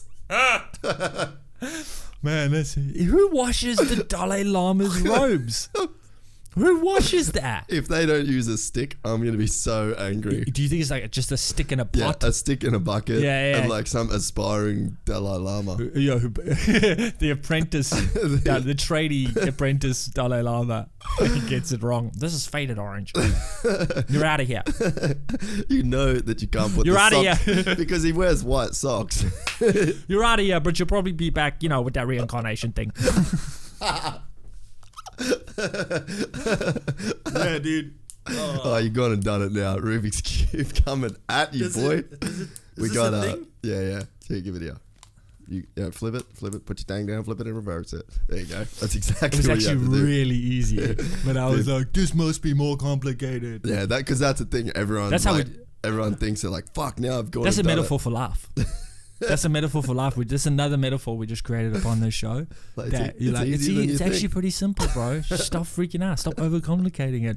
But surely it's gonna. it's got a thing, and yeah, man, that's true. Yeah, I've enjoyed this thoroughly. You know, I got to. You know where I'm going. Actually, yeah. It's the Wednesday show. Yeah. You definitely got to. I think there's someone filming because we're trying to film a lot of bits because of the online content thing. Yeah, that's what I was gonna say. There's we do. I'll show you like when we wrap this up, but we do. For our guests that are in town for long enough, I like to shoot these sort of profile videos. So you can show because we got like a guy that makes fucking surfboards, professional surfer. We get all these different sort of people, and it's like it's really cool to just like show because there's such a variety. Why they're talking you and Seth Enslow could not be further apart from each other. And we're the two next, one after the other. That's what I mean. It's like back to back, but I always wanted to. That sort of was always the goal, is to like not have just a this works, let's keep going down this, and you try and manufacture something. Isn't that the point of telling stories? Is the stories have to be varied, I'll see else is a documentary really, but that's what I was gonna say earlier was you hearing it here first that I'm gonna work on a podcast. Yeah, you should 100%. Yeah, because it's it needs to happen. You can use my mics, you can use my shit, just fucking as long as and you your do mind. You can use my mind. That's the most important part. Just give me that IMBD when you're done. Yeah. When you make a big time. Yeah, do the cred. Yeah. The IMDb cred. Yeah, man. I definitely want to, and this is just, like you definitely are. As I said, I've done podcasts before where it's just some fucking guy with a Zoom in a lounge, and then you just talk like about the most inane shit, and you're like, guys, what's the point? What are we doing? Why don't we just switch off the fucking thing, and then we're doing what we did? It's like, I like, and obviously we've spoken about a varied amount of topics on this, but you're fucking good at this. This is what you should do. And again, you figured it out. You'll be the most fucking prolific podcaster in time, whatever that means. Maybe. Yeah, whatever that means. You know what I want to do? Have a child and rear it in a world that's confusing. And if I want to be honest about what I want to do with my child, my child is going to be able to strangle you at 4.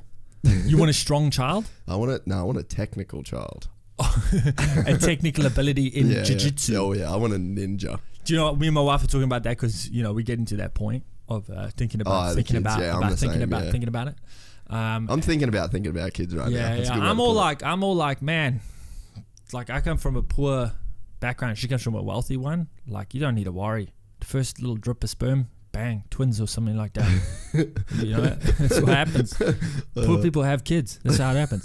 So don't worry about it. It'll happen when it happens. But we were talking about like what kind of kid do we want? Because she's a chartered accountant and like she's smart as fuck. She's got like a fucking, I don't know, like a doctorate in finance or whatever, or the doctor's equivalent. Yeah, she's like a doctor of finance. Yeah, masters. Yeah. She got all that shit, right? All these certificates that judge me every day. That stare at you. Yeah, she puts them up. You walk past them and they're like Harry Potter. You know, like the paintings in Harry Potter, and they're all like fucking heckling. She put them on the fucking stairs on the way to the PlayStation. Fucking every day at 11 a.m. in my underwear, I got to look at these things. It's that mind, right? Analytical, logical. She basically speaks the language of numbers, and then there's my fucking mind, which is the polar opposite, who speaks in the language of color, which is like, you know, when in the first Transformers when Shia LaBeouf like paints his fucking university, that's your mind. Yeah, exactly. Right. So you got those two minds, those two chromosomes, those two DNA sequences. Make a dope little kid. Well, we were saying like, what do we want? Do we want an intellectual kid? And I was like, nah, I want a dumb sportsman. Do you know what I mean? I don't want kid who can out debate me at 8 years old by the two DNA lines that it's gonna get. Man, I just want someone who's like, Daddy, can I chase ball? Yes, you can. Where do I put ball? Behind that white line. See that kid? Tackle him. Yeah, tackle, kick, run. No, yeah. Because that's I reckon that's the next phase of mine.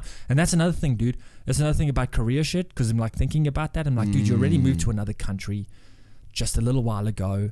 You know what I mean? And you're trying to develop, etc., etc. And now you're gonna fucking throw a kid in the mix. Dusty in the mix. You're gonna name your kid Dusty. Second name. I just think it'll be a bit redundant. You picked like the best country to come to with a name like Dusty because everyone has a nickname. But I believe it also means hungover. Hungover, yeah. Yeah. Oh, he's feeling pretty dusty. Yeah, which is so appropriate for me because I've been feeling hungover since I was born. I'm hungover from the procedure. It is a fucking bizarre name to give a tiny child. Yeah, dude. I often think like about an infant. I was named, so I do the gag about that my parents were stoned. Yeah. Well, it's funny. My dad also can't smoke weed. Really? Yeah, apparently he smoked weed when he was 17. Smoke weed with you now. Yeah, he smoked weed when he was 17 and he had like heart palpitations and he was such a fucking... No, but that's what it is. Yeah, this is what I'm saying. I think it's an earphone thing. I'm overcomplicating it. Yeah. And I'm thinking it should be something that it's not when they just flip it. Yeah. Just flip it, dude. Yeah, so maybe we should fucking smoke weed and figure out how to do it properly. Yeah, or I think one thing like is if you are getting kind of fucked up, try having like CBD with it because there's been times. How do you do that? Like the oil or something? Yeah, like oil. Just like put it on your tongue or whatever, really? Or vape like it. Like acid? Yeah, same shit. Sure. But like the CBD, like it relax you and stuff like that. So like what happens with the strain thing, like you were talking about, is like people now they will like create these strains of marijuana that have cannabis. Marijuana is a fucking weird term. Yeah. Of cannabis that is like fucking 80% THC. Oh, I see. 20% fucking CBD, but CBD is like the relaxing side. So of tell it. me, do you think that? And obviously, this might be a rhetorical or a stupid question, but do you think that people react differently to the two substances? Mm-hmm. Some people need more THC and less CBD, and then you build up a tolerance as well. But what it is like, so when I started smoking weed, like I didn't smoke weed until I was like 25 or 26. Yeah, I smoked weed way earlier than that. Yeah, well, I come from it's like a weird environment of family members with drug problems and things like that. So it was taboo as shit. Very and even to this day, like I talk about weed, my parents are like fucking very upset about the fact. But hopefully they will come to the conclusion that the whole world will come to the conclusion, it's not a drug. Yeah. It's mind you, anything's a drug that everything's a drug. That affects really. Yeah. I mean, my iPad's a fucking drug. Yeah. Like, I'm on that too fucking much. oath it is, bro. Yeah. But yeah, like I had like a real and that's why like I kind of feel okay about my position on it because I've been on both sides of the fence. Yes. And I've even like when I started, like I did like 3 months where I just did nothing, and not because I thought I had a problem or anything. Because you wanted to go I mean for it. no drugs, sorry. Oh no, like no weed. So I was like, all right, I'm gonna have it. Yeah, I'm gonna have. I was on this side. side. Like smoke weed and just didn't do anything. Nothing. That'd be amazing. That's Dude, the goal. I forgot That's to breathe the goal. for a week. That's the goal. They'll just have someone that's like, you've got this guest coming on, and then you just walk in and leave. That's the dream. Yeah. But yeah, so I was like, all right, so I was on this side of the fence for a really long time of like staunch anti. Like I lived with guys that were just like full-time stoners. Yeah. I lived with them, not one puff. Never. Shit. And then what happened, I was living, I was in LA, California, it was all legal, everything. Yeah. And then my girlfriend's brother was like, he'd come home from work, worked an accounting job, fucking it's often those people. Hated every minute of his day, and then come home, and as soon as he come home, lit a fucking cone, played Call of Duty. And I was like, man. And then I was coming back from these shoots, like really stressful. It's Call of Duty, isn't it? It's always. Now it's Fortnite. Yeah. But so then we'd come home. I'd come home and I'd be feeling stressed in the same way. But then I didn't have like that thing. Yeah. So then I would do it, and then I would get like crazy paranoia. Like I remember one time I smoked weed with a friend of mine who's like he's stoned 24/7. Yeah. Brilliant photographer. One of the fucking nicest Needs people it. I know. That's just. He doesn't need it. It's a part of his makeup per se. Well, he just knows. Enhancing. He's like, I'm just better. Like this is just this experience of navigating reality is better when I just am fucking stoned all the time. Yeah, it's an enhancement. Yeah, enhancing. It's a supplement. There you go. We found it. So, but anyway, so I remember smoking with him one time. Had like 3 puffs of this joint, and like I went to bed. I couldn't swallow. I was like, yeah. Have you ever had that? And had that. You're like. I forget how to. Yeah, dude. Just like, I forget how my body works. Yeah. And then you're like, so it's normal. Yeah, that's what I'm saying. So like all this shit you're experiencing, it's like. So then I said to him, I was like, "Fuck, bro!" Like I excused myself from the table. I was like, "I need to go swallow." Excuse me, I need to swallow. I was like, "I can't breathe. I can't swallow. I can't talk. I think I need to go to bed and die." And then he was like, we got up in the morning, he was like, "How'd you go last night?" And I was explaining it all to him. I was like, "Dude, I just can't like smoke weed, like it does all this shit to me." He's like, "No, it's normal." He's like, "Just a little bit less, a little bit less, a little bit less." And then like, you just kind of get it to that level. I've been interested in experimenting with CBD, like and seeing if maybe that's, because I that strain that I smoked for that amount of that time. Yeah, it might have been like a high CBD strain. That strain was amazing. That strain worked for me. I ate like a fucking animal on it. I didn't get paranoid. Sleeping's good. Sleeping was amazing. I was more, not more focused. I was less focused and did better at eye coordination, hand-eye coordination on the because that's video what I like. I want to be less focused. Yes, like I'm too fucking intense all the time. I'm too like my mind just. I just goes want to and shut the fuck up every now and then. And that's me, dude. Like, I can't. I literally like no. I'm like, oh yeah, sleep. That'll work. Nope. Nothing, bro. I just want to shut. That's why meditation. I stopped dreaming when I started smoking too. Oh, man. So I had insomnia pretty much my whole life at high school. Yeah. So from grade 1, slept fine as a kid. Grade 1, night Saw terrors. Saw a nip for the first time. Night terrors, couldn't sleep. Grade 12, still not sleeping. Get 2 hours of sleep a night. And then it's the day I left school, started sleeping. Shit. Like it was just a weird fucking deal. Night terrors. Yeah, I'd get like sleep paralysis. I'd get these weird felt like a really bad acid trip where you like lost control of where you were like real. What do you reckon that is? Man, no idea still to this day. Psychological shit. Yeah. I think it's just trauma. I had night terrors, but we called him Dad. He had a name. Yeah, dude. That's crazy. And then and obviously that affected your psychology around sleeping then. That makes sense. And then I would be like scared to go to sleep. And then I'd stay up super late, and then like sleep deprivation kicks in. Yes. So like I've always had such a fucked up relationship with sleep. Yeah. And then as soon as you know what pisses me off, dude? Like my mum is so anti all this shit. Yeah. And she can't sleep. Yeah. And I'm like, Mum, this is what fucking... You should just dose her up with, I don't know. This is what makes you sleep. Well, I want to fucking get some, because edibles, Would you like a cookie? You can't be like, we had edibles the other day in Melbourne. Yeah. And I said to my buddy Andrew, this is a fucking bit. If I ever do a stand-up set, this is a bit. Yeah. We had a kid with us, and he was... there it starts. No, like 18. He was like 18. Oh, okay. And a young kid, he does jiu-jitsu with me. He's not. Wasn't someone's kid. No. So he was babysitting. Well, nah, he's a kid to us. Yeah, so we yeah. were like kind of looking after him. Yeah. And I thought it was funny to just get him as fucked up as possible, because he wanted to hang with the big kids. I started drugs, bro. He I was at the advertising studio and they were like, let's take the kid out for some cocaine. I was like, whoa, I like this stuff. This is a supplement. Everybody likes this. That's what I'm saying. I never smoked weed. I went straight onto cocaine. Oh. It was like, man, I did this the wrong way. Yeah, you should have done a little. Yeah, so you went to 18. But anyway, so we were with this young, legally aged man that was not abducted by us, or there's no weird disclaimer. But anyway, so we gave him this cookie, and anyway, we all had one, and then he goes like at 45 minutes in, he's like, oh, I don't really think it's doing anything, eh?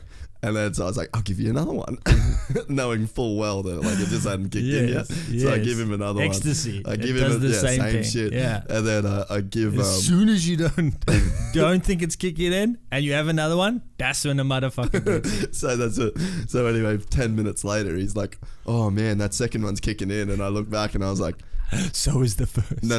The first one's kicking in. The second one isn't even down your esophagus, my G.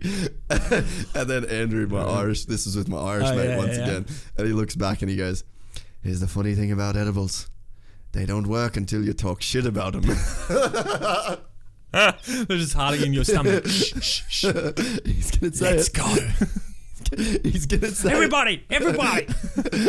Surprise!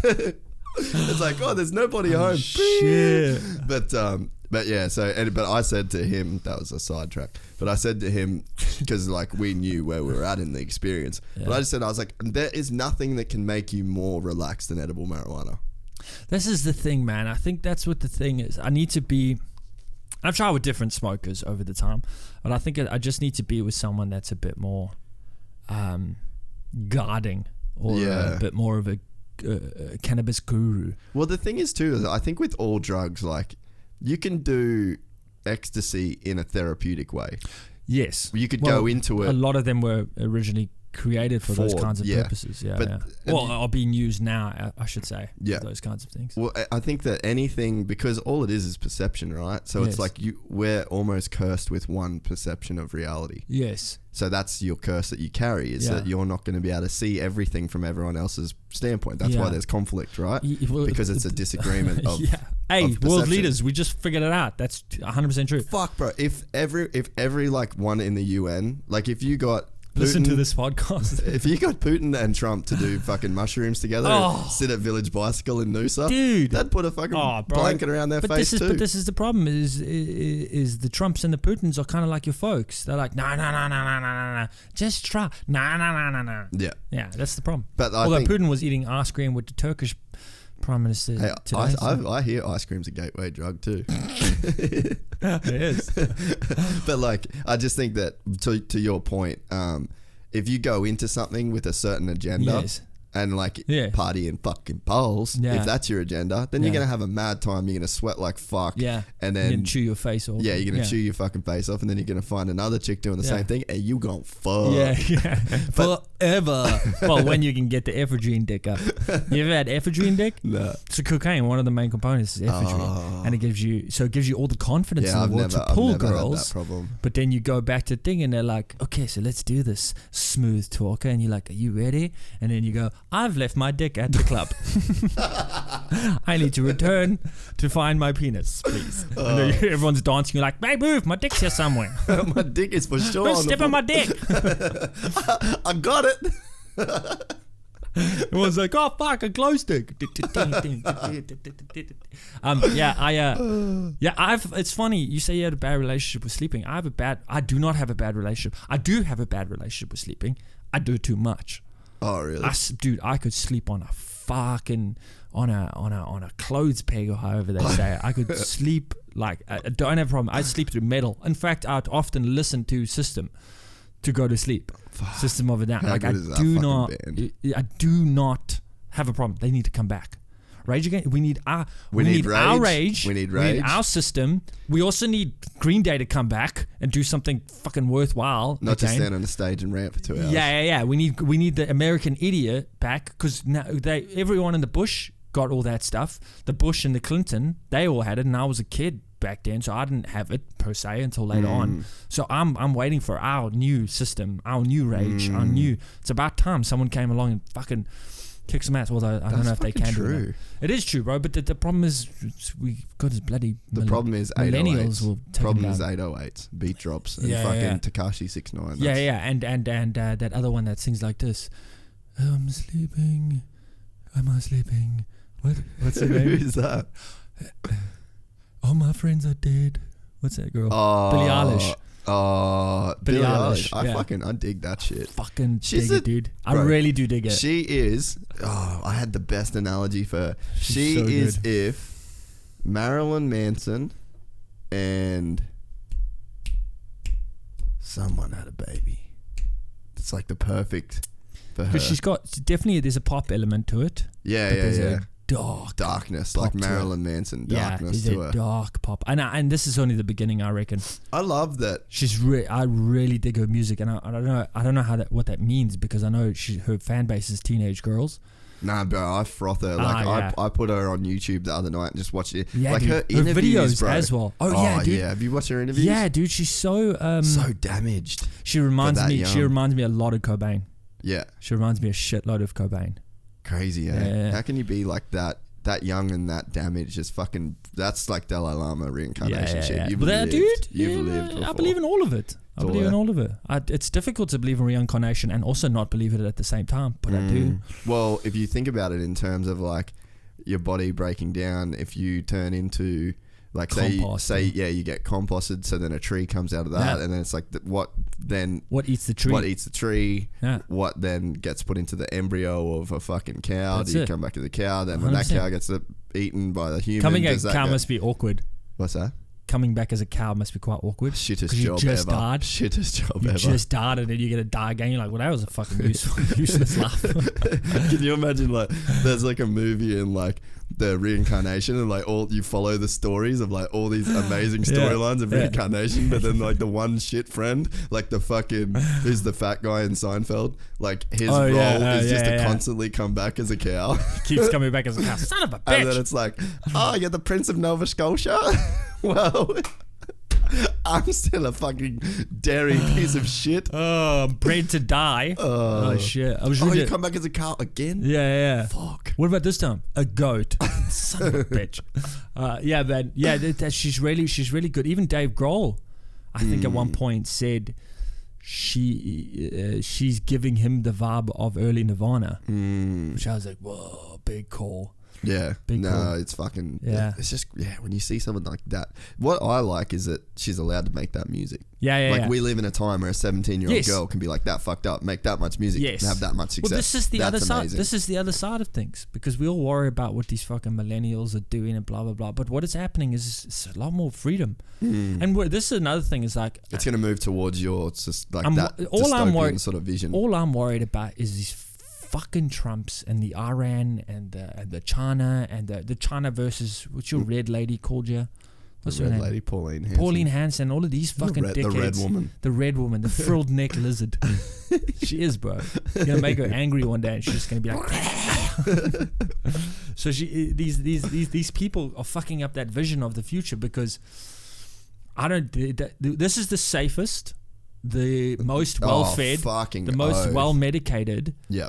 of our entire human history. Yeah. Of our most freedom, entire most human freedom history. we've ever experienced Right ever. now. Yeah. So people always like fucking chicken little skies falling. Yeah.